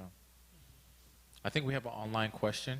Yeah, we have two for this segment. The first one is, do African Americans understand that Africans also went through slavery in Africa? Yeah. Yes, I do. Yes. Do they? I don't. Well, okay. I can don't speak think for everybody, but Yeah. for me, I can speak on it and be like, Yeah. that slavery isn't a westernized concept. It does come from over there, in some kind of way. But I think the way slavery was different from understanding. Yeah. It wasn't based on your ethnicity. It wasn't based on the color of your skin. It was probably tribalism or debt. You owe me something, you have to work for it. You're from another tribe, you're our hostages or whatever. But here, America, slavery as a concept is you know, it's bad, period. But when you got here to America, it's like, you're not even human now. Like, you're nothing. So, like, I think I do understand. I think most African Americans probably don't understand, like, that slavery was rooted there first. They probably don't get it. But I think I, like, took the, you know, the liberty to try to, like, understand more, because I know, like, it wasn't just, like, a problem that just birthed out of nowhere. Is there a follow-up question? It's a different, completely different question? Okay. All right. Do you think in the future there may be a program or people, where Black Americans in mass will return back to Africa to invest and stay? That already tried to happen I know, with right? Marcus Marcus Garvey, Garvey. and the creation of Liberia. Liberia was actually created for Black Americans to go back to Africa, to buy land, to have governments, and to go back home. We still here. Yeah, the government. But I think there is a group of, I don't know a lot about it, but I think Ghana is doing a lot. Like, a lot of Americans are moving back to Ghana. And I want to say something more. I think I've heard about Ghana even saying, and I think maybe Nigeria, but they're saying, like, if you come, we will help you. Like, we will transition you. We will provide you with money, housing, support, to aid in your transition from America to Ghana. So I know that I heard about it. I don't know if you can speak to it. I'm going to say, so you ain't tell me that I can go back to Ghana, brother? I can go back home. Even though I may not be Ghanaian, it's going to be all right. I'm Ghanaian now. Okay, so I want to speak to or talk about perspectives, because I guess all of this is also perspectives or understanding each other's perspective. Why is it that Africans and African Americans cannot or do not see each other's perspective? Or maybe why do you think, is it that they don't see it, or maybe they don't understand it? What do you guys think? I think it's hard to understand something if you live the same reality and you got a different outcome. So if you're African American, you're African, you live in America, so you experience the same hardship because you're Black, period. That's all America sees. But if you obtain, like, a certain success and the other person didn't, then you're going to equate it to, well, what did you do wrong? Like, what kind of happened? Because I'm here and I live in a nice house. I have a nice job. Like, I'm educated. Like, they can't take away my education. Like, do you not know that? So I think when that comes into play, that kind of conversation or that kind of language is being used, it's crippling because, like, I don't know how you deal with trauma, and I don't know how you deal with certain things. So I can't just say you failed because of this. It's like, I don't know what happened along the way. Like, I just don't know. So I think, like, understanding, like, people's upbringing or kind of, like, their journey, like, will kind of, like, bring, like, every time I talk to, you know, his father, like, I understand, like, why, like, he's so appreciative of where he's at, because I know your background now. Yeah. And obviously him and I, we talk a lot, and he knows my background, so he may understand, like, dang, like, I didn't even think about it like that. Yeah. So now there's an understanding, if that makes any sense, because now I'm literally putting myself in your place to see, what do you see? How did you feel? How would I feel if both of my parents died when I was 12? How would I feel if I had to, like, move over here, not knowing the language and figure it all out? Like, that would be scary. Like, it's super scary. On top of that, they're killing Black folks, and I'm Black. Like, what am I supposed to do? So I think just trying to see it from the perspectives. As an African, do you think that it's hard, first generation Africans, you know, even second generation, like, do you think it's hard for us to understand that perspective? Like, even today, talking to an older... The African American perspective? Yeah, the African American's perspective. Like, talking today with a first generation, they hold all these stereotypes and discrimination things, all of these thoughts, right? And they just don't get what the African American community has gone through up until now, and why some of the things are happening in our country right now with systematic racism and everything, and they just completely disassociate they disconnect, right? And I don't know if I'm just asking this question now. Like, is it something that they're just not willing to accept or understand, or is there something else there? Does that make sense? Does that question make sense? I think it's due to a lack of knowledge, a lack of knowledge, a lack of understanding, not being informed. I think I used to have that same mindset until I took African American literature. And that completely opened my eyes to the black experience and the black plight in America. When I understood the experience and the black plight of the African American, that's when my mindset around what I thought they were completely changed to the system created this. It's a result of discrimination. It's a result of racism, inequality. That's what created, what's happening right now, right? And so it's a lack of knowledge and a lack of understanding. And I think we have to teach each other. We have to continue to learn, open our, be more critical, as opposed to just taking things as face value. And these titles that we have, like the African American, the black, like, what do you like? I guess I'm asking everybody, are there certain things to like about these terms? Are they good terms? African American, black, like, would you rather be identified as something else rather than, look at me like that. But what is it that you like about these terms? What is it that you like about these terms? It's a question that's here, so I'm asking it. When I went through my phase, y'all, I used to actually identify with all of it except for American. Okay. I took that off. I was like, I'm not American. I was born here, but that has nothing to do with who I am. That is what was assigned to me. But now, after, investigating the hybrid and the survival mechanism that carving out African American was, now I have an appreciation for African American, because it doesn't have anything to do with the whiteness that I used to associate it with, but rather it has to do with survival and creativity. And like, I marvel at the Harlem Renaissance. I marvel at the Black Power movement. I marvel at the creation of hip hop and spoken word and everything about us that is deemed cool. That comes from taking what was left of the Africanisms and making those things survive inside of America. And the concoction of that is what came out.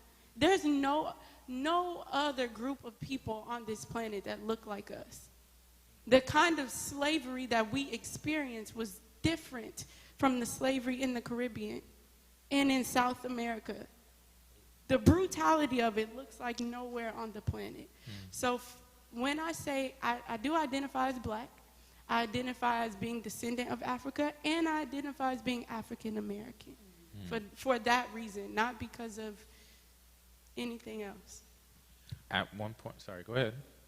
I think I'm gonna derail a little bit, but go ahead. Say what you're Just to quickly respond, I mean, I consider myself African, although I was born in America. So technically, I'm African American, but I associate American with white.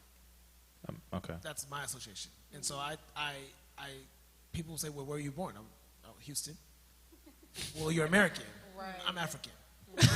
So I consider myself African before American. Right. So at one point, was black a derogatory term? Like, Yeah, was at one point it was. So where did that change come, and why is it now accepted?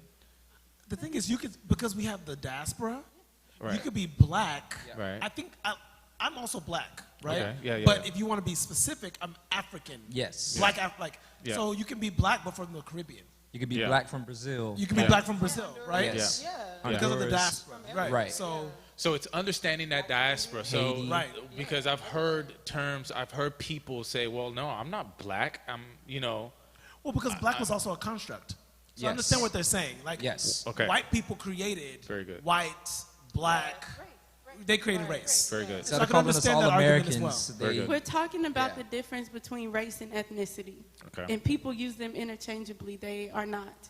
Race is about phenotype. It's about how your genes present, and they put you inside of a category. Right. How based on how you present. You can be an albino black person, but you walking around here blonde hair, blue eyes, you're Right, not black. exactly. Right. According to race, Right. right? But then ethnicity is I'm Igbo, I'm Yoruba, I'm Right. American. You know, Exactly. like that is ethnicity. That's good. Do we have a question from online? Okay, so you guys kind of talked about this, about why do Africans get angry about Americans embracing their culture?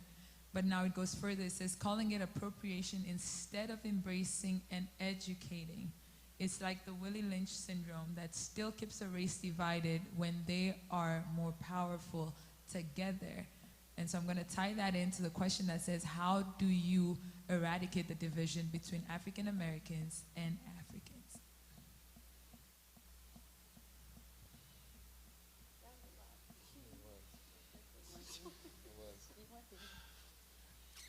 I guess let's focus on the how do we eradicate the differences between African and African Americans.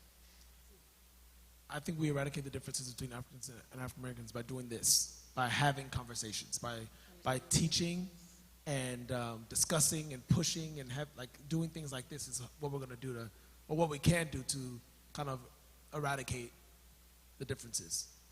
It's just like teaching your children, Right. teaching your household moving forward. Like, this is, how we, conduct ourselves and cooperate. Like, so I was thinking, like, I was trying to explain something to my mother, and she just wasn't understanding, or it's just like, but that's not how it's been or how it was, or that's not what it is, because whatever they saw, they believe as their truth. So I can't really do anything to her mind now.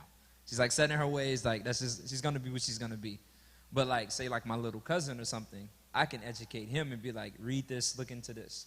And now I just like, now he's like, okay, now he's not pointing the finger, doing other things. I think it's just the generation moving forward. I think that's how you really just push this thing forward. I do want to say that, like, when people wear things, that are, they want to embrace. I think if you want to embrace African culture, that's a great thing. If you want to, come and learn Afrobeats dance and come to dance classes and, go to, Afrobeats events and learn the culture, that's awesome. But learn it, right? And so I think doing it and not learning it, not trying to understand it, it's not my responsibility to teach you, like, right? And so that's kind of exhausting to have to teach everybody about who I am, right, all the time, right? So I think it's also taking ownership and taking responsibility and not being a victim. And so if you're going to wear Isiagu, go and learn what Isiagu is.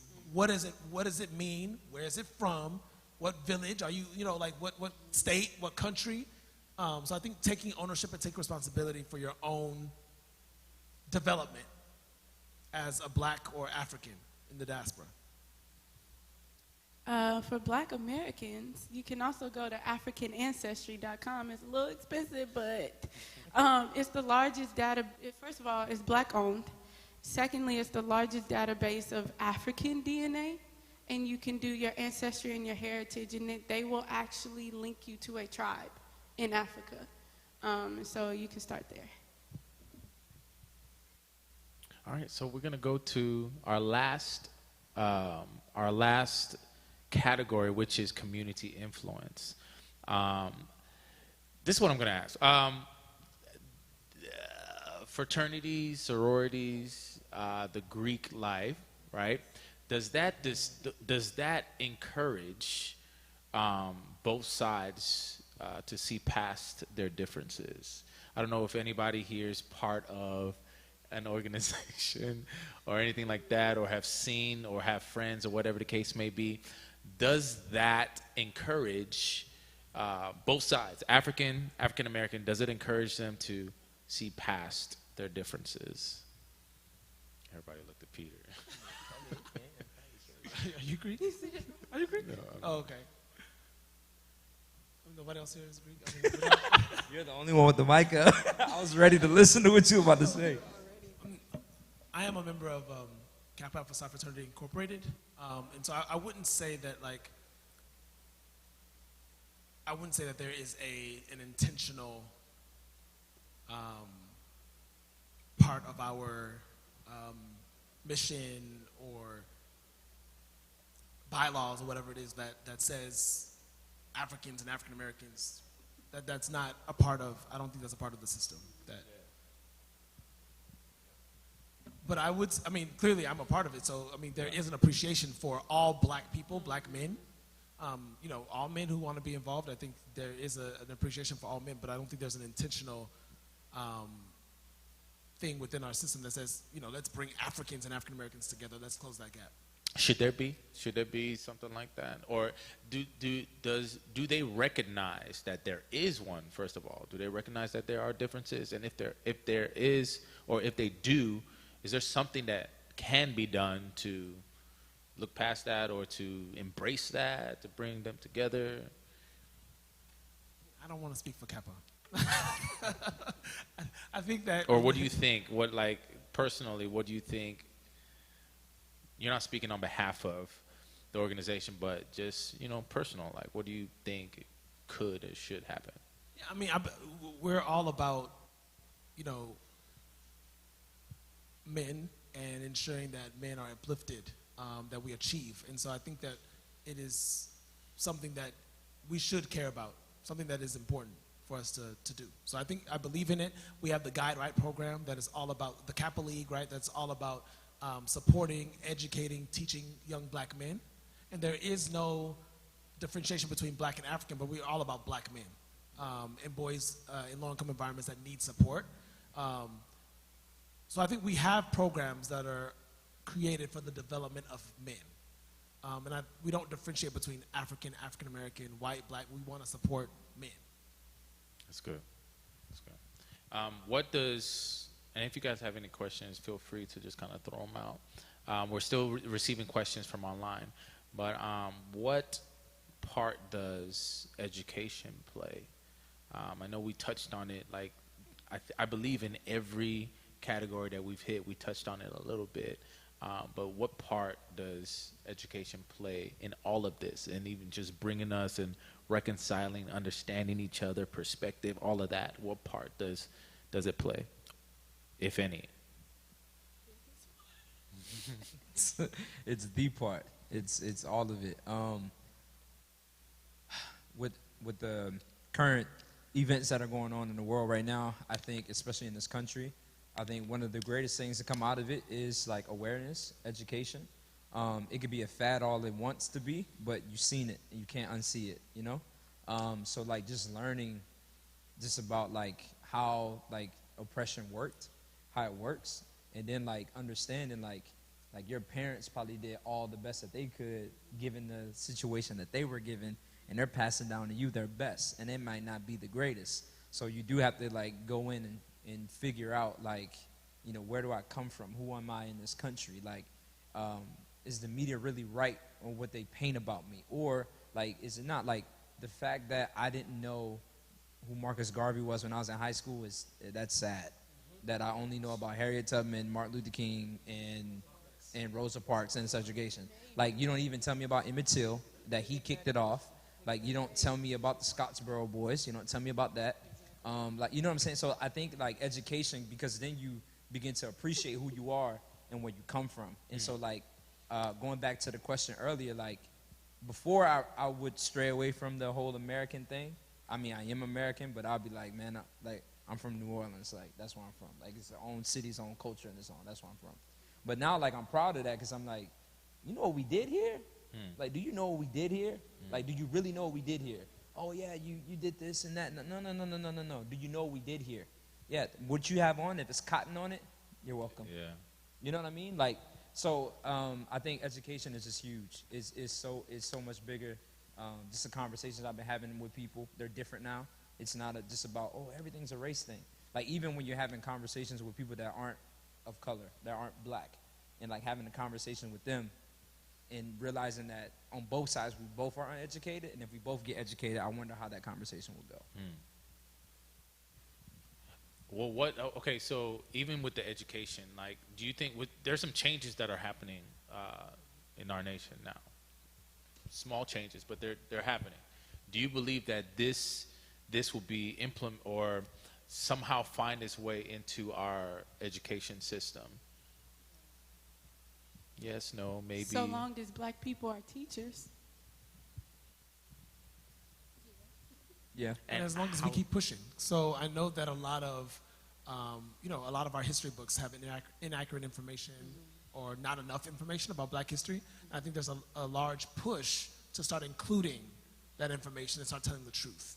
And so I know the curriculum writers are being, I saw like a news segment about curriculum writers being pushed on changing the curriculum, updating the curriculum, telling the truth in the curriculum, talking more about black history. So I think there is a big push for it, and I wouldn't be surprised in the next 10 years if we continue to agitate and push the system to change. I believe that it can change.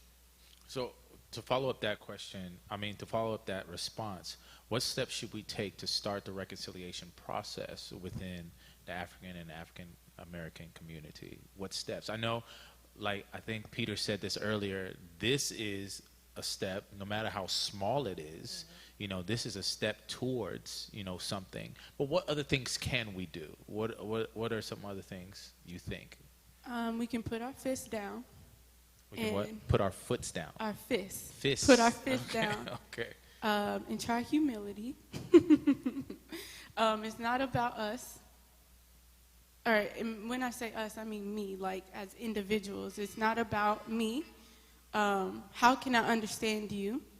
But also, it's okay to identify as a people group, as a global community. It's okay. We are different. We are in different parts of the world.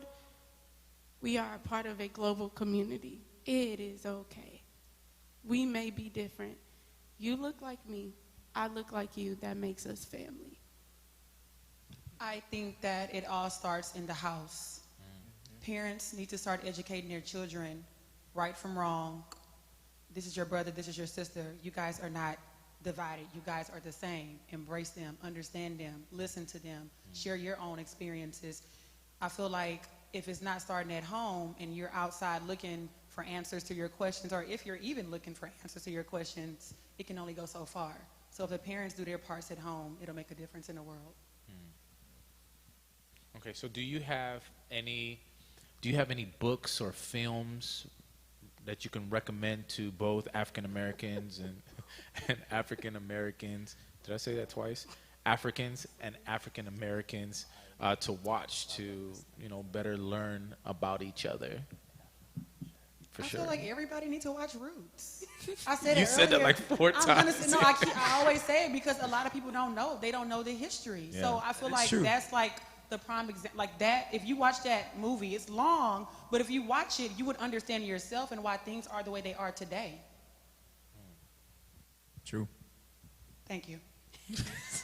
I know all Anybody? about Roots, for sure. If you're ready to get into that, go ahead. 6 parts. Just like my brother said, if you're going to do it, do it.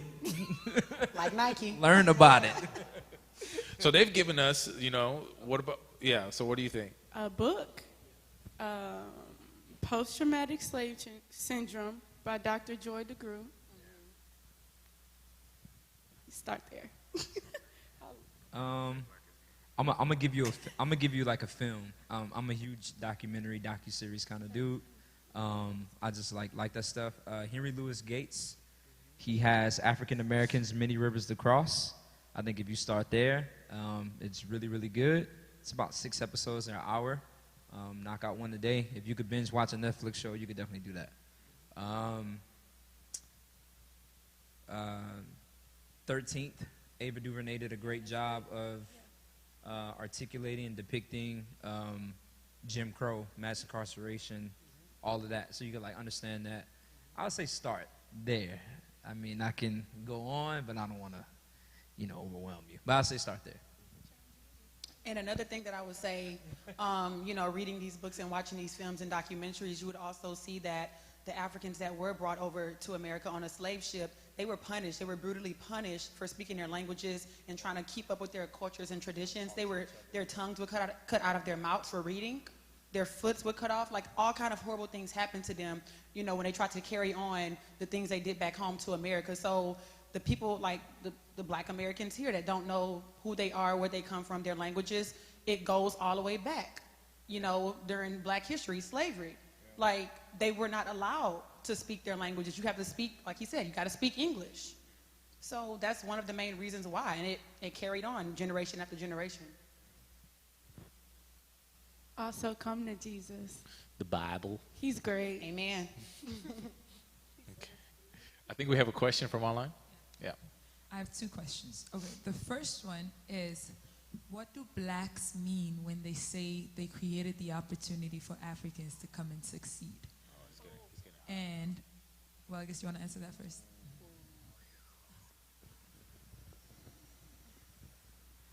Well, I was having this argument with another Nigerian that was born in Nigeria that said, that kind of reinforced the message that we've been saying, the stereotypes, like, blacks, I don't understand blacks. They're lazy. They don't want to work hard. But me, I came from Africa with nothing, and now I'm a doctor. So it's true. They don't want to achieve. They don't want to advance themselves. And so, wait, sorry, what was the question again? What do African Americans mean when they say that they created the opportunity for Africans to come and succeed? So my response to my peer that said I came from Nigeria with nothing and I made it was the reason why you're able to come from Nigeria to America to go to school, you got a scholarship, you get an education, is because African Americans died and fought so that you can come here and do that. Without the fight, without civil rights, the movement, without the protests, without the boycotts, without being raped, without being the cotton picking, the discrimination, like all that stuff made it so that I can now come here and go to school and achieve. And, and so like without that fight, we wouldn't be able to do that. And that was my push to that person and to all Africans that say, we made it, why can't they? The reason why we were able to make it is because they made it possible.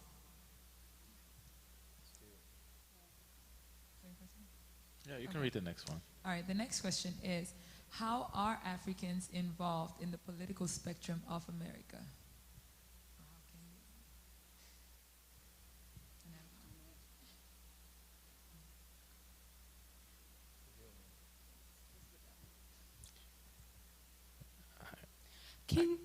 Well, you're not the person that wrote it, but if you listening, do you mind getting in the chat or wherever you wrote that and just kind of specify your question a little bit? Maybe we can assume, like, read it one more time. Maybe we can make something out of it. How are Africans involved in the political spectrum of America? Okay. So yeah, like in American politics, Yeah. like as far as like voting and the laws and legislations used to, like, for example, if we want, our children to learn more about African American history, then we have to, everyone pushes for that, not just African Americans, but Africans as well. That's what I'm assuming that they're speaking to. Yeah. Yeah, I mean, it's a real question. Are Africans even interested in political offices and things like that? Okay. I have several friends who are African who've run for office in America. So I think it happens. I mean, but I don't know. I can't really answer that question. I'm not informed enough. We're not informed enough, I guess, right? I think that may depend on geography a little bit, or that could be a factor. Because I know that there were a few African people that were on the ballot last cycle, and I know that there are African people organizing now concerning, getting people registered to vote. We work with a few Pan-African organizations here in Houston. So, I mean, if there are African populations in cities, yeah. I think we have one more question. Yes, one more question. So with the statement that Jamal had made about how black people are not lazy but tired and traumatized. So you have movies like Black Wall Street, Rosewood that are perfect examples of smart, hardworking, political, wealthy black people who built things that were torn down. So how can Africans educate themselves on this, and how can they help in the advancement of black people in America? That's a good question.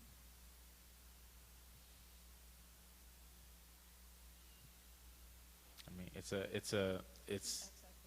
it's a legitimate question. If you could please come back and reiterate that question, but it's a So, I mean, so pretty much what they're saying is we have examples of black Yeah. people being successful. yes. So how can we use those examples? Sorry.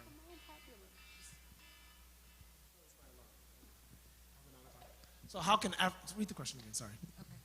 So you have movies like Black Wall Street and Rosewood that are perfect examples of smart, hardworking political figures that made it or built something and white people tore it down.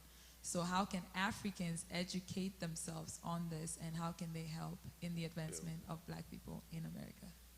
Watch the movies, for one. Yeah. But if, No, if you don't know the movies exist, though, I Yeah. think what we can do as Gotcha. Africans is when we hear these negative comments about African Americans, it's our responsibility to push and have these conversations. So when my mate was like, they're lazy, I came here with nothing, and I'm a doctor. Why can't they do it? That's me. I had to say, yo, the reason why you're able to become a doctor and go to school is because they made a way, right? And the reason why a lot of them can't make it is because they're in neighborhoods that zoning, right? Again, inequality and racism. And so it's our responsibility as Africans who are informed and more knowledgeable. It's our responsibility to push back and to push our peers and our families to think more critically about society and why things are the way they are for blacks. It's not because they just don't want to succeed. It's because society has really made it hard for them to do so. And reinvest. I was just about to say that. Okay, go ahead, brother. You got it. No, but once you do achieve these accolades and once you do make the money, reinvest it into black neighborhoods, reinvest it into black pockets. Side note, I was introduced to a susu. If y'all want to talk to me about what that is later, I would like that a lot. Thank you. That's a money circle? Where that's at? Where you found that at? No? Hey, Oh. well, that's behind the camera stuff. You know, Okay. about that Oh. behind I the didn't know what that scenes. means. I'm So clueless. This is a slight switch. It says, can you elaborate on the Africans that were slave owners and wealthy during the time of slavery in America?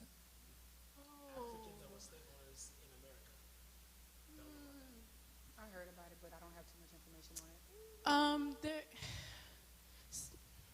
So the way that works, from what I have learned, is that black people that were instrumental in the trading of other black people did get a profit from that.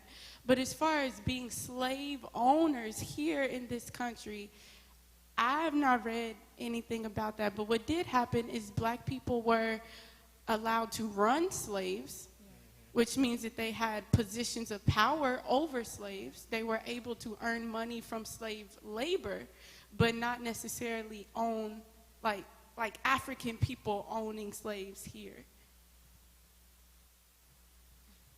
All right. Well, that wraps up our questioning for tonight. So what I want to throw to you guys as we wrap up, what are your lasting, encouraging, reconciliation geared statements to everybody out there, everybody watching, first generation Africans, African Americans? You know, what are your lasting statements? I feel like we should be more open-minded. A lot of people are very closed-minded. I think you should go out there, attend different events, attend different groups, and just get to know them better and understand them. If you just stay in one place, oh, I don't want to go here because I don't know how it's going to be, or no, just go and see how it is for what it is, and you'll know for yourself rather than letting somebody else tell you.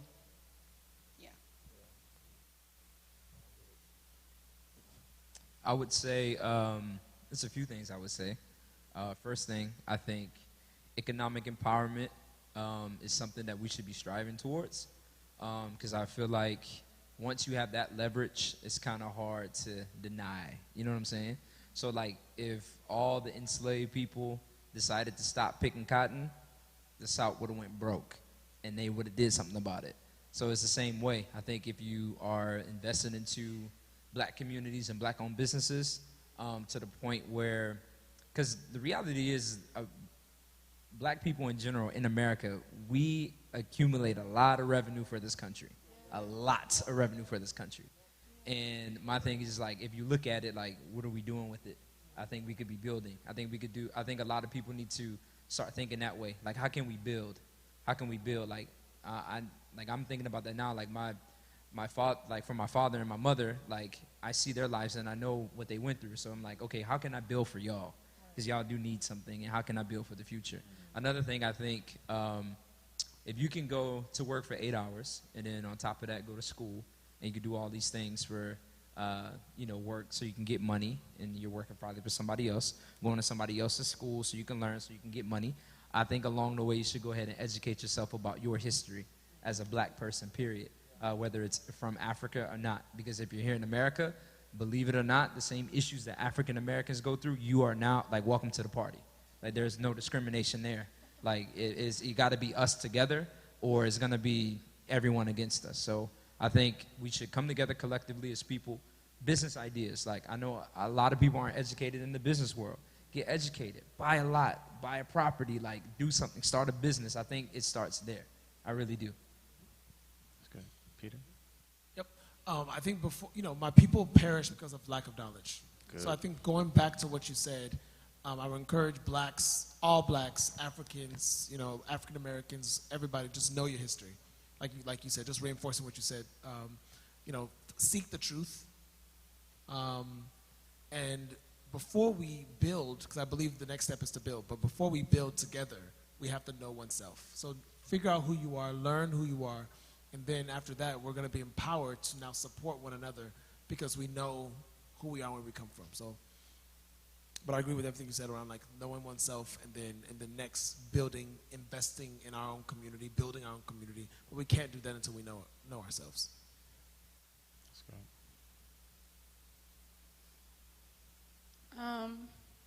I would say we all need to take a humble pill. No human being is perfect. No culture is perfect. No people group is perfect. There was only one perfect human being on this earth. And so if we are able to take off, I need to be right, you are wrong, and we listen with our heart, I don't see why reconciliation is impossible. Anytime that you have rebellion or dissension, pride is at the center of it. Yeah. So That's good. The aim of all of this is reconciliation. That's all it is. And like we said in our last panel, just to close it off, like we said in our last panel when we close it off, reconciliation is two-sided. It takes two sides. Forgiveness, you can say, yeah, I'll forgive you. Forgiveness is only one-sided. You can hurt me, I forgive you, and I can go about my life, But for us to reconcile, it has to take both of us to do it. When we were reconciled back to Christ, Jesus died on the cross. He provided us salvation and forgiveness. It's there, but we have to accept that. We have to decide that we want this thing to be reconciled to Christ, right? So in order for us to reconcile within the black community, before we can go outside our community to reconcile with the nation or any other thing or any other race, we must first, on both sides, be willing to come together. Be willing to say, okay, we're brothers and sisters. Hey, what's our next step? Wherever prejudice or stereotypes or whatever, we're breaking all of those things. We're coming together as one, because Scripture says, how can two can't work together unless they agree? Unless you agree. In order for us to go anywhere as a black community, African, Black Americans, for us to do anything as a community, we have to agree. We have to agree. So for us to be reconciled, the African American community and the African community have to both decide that this is what we want. Because if it's one side, there cannot be any type of reconciliation. Nothing will happen. Nothing will happen. But we're gonna close out. So to really seal this thing up, this is our third iteration. This is our third panel. To close off the panel, we're going to have a panel of pastors, come together and just wrap this thing up, right? What can the church add to this? What can us as believers add to this? What can we do in this community as the church? Where do we stand, and what can we do to bring this reconciliation? So I invite you to stay tuned for our next discussion, our last panel that will be coming up soon. We will introduce it, or we will be putting this out. So stay tuned, look for it. We will be live this Friday as well for GZ Ministry. So tune in at 7:30. We'll be live with a great word for you. I thank you guys, our panel, one more time. Thank you for coming out. Thank you for your insight. We really appreciate you guys. God bless you. We really believe that the Lord is doing a great thing in this nation, even though it looks chaotic, it looks weird. But we believe that change is coming, and these are the first steps towards that change and reconciliation. So we thank you for joining us, and we'll catch you next time. God bless you.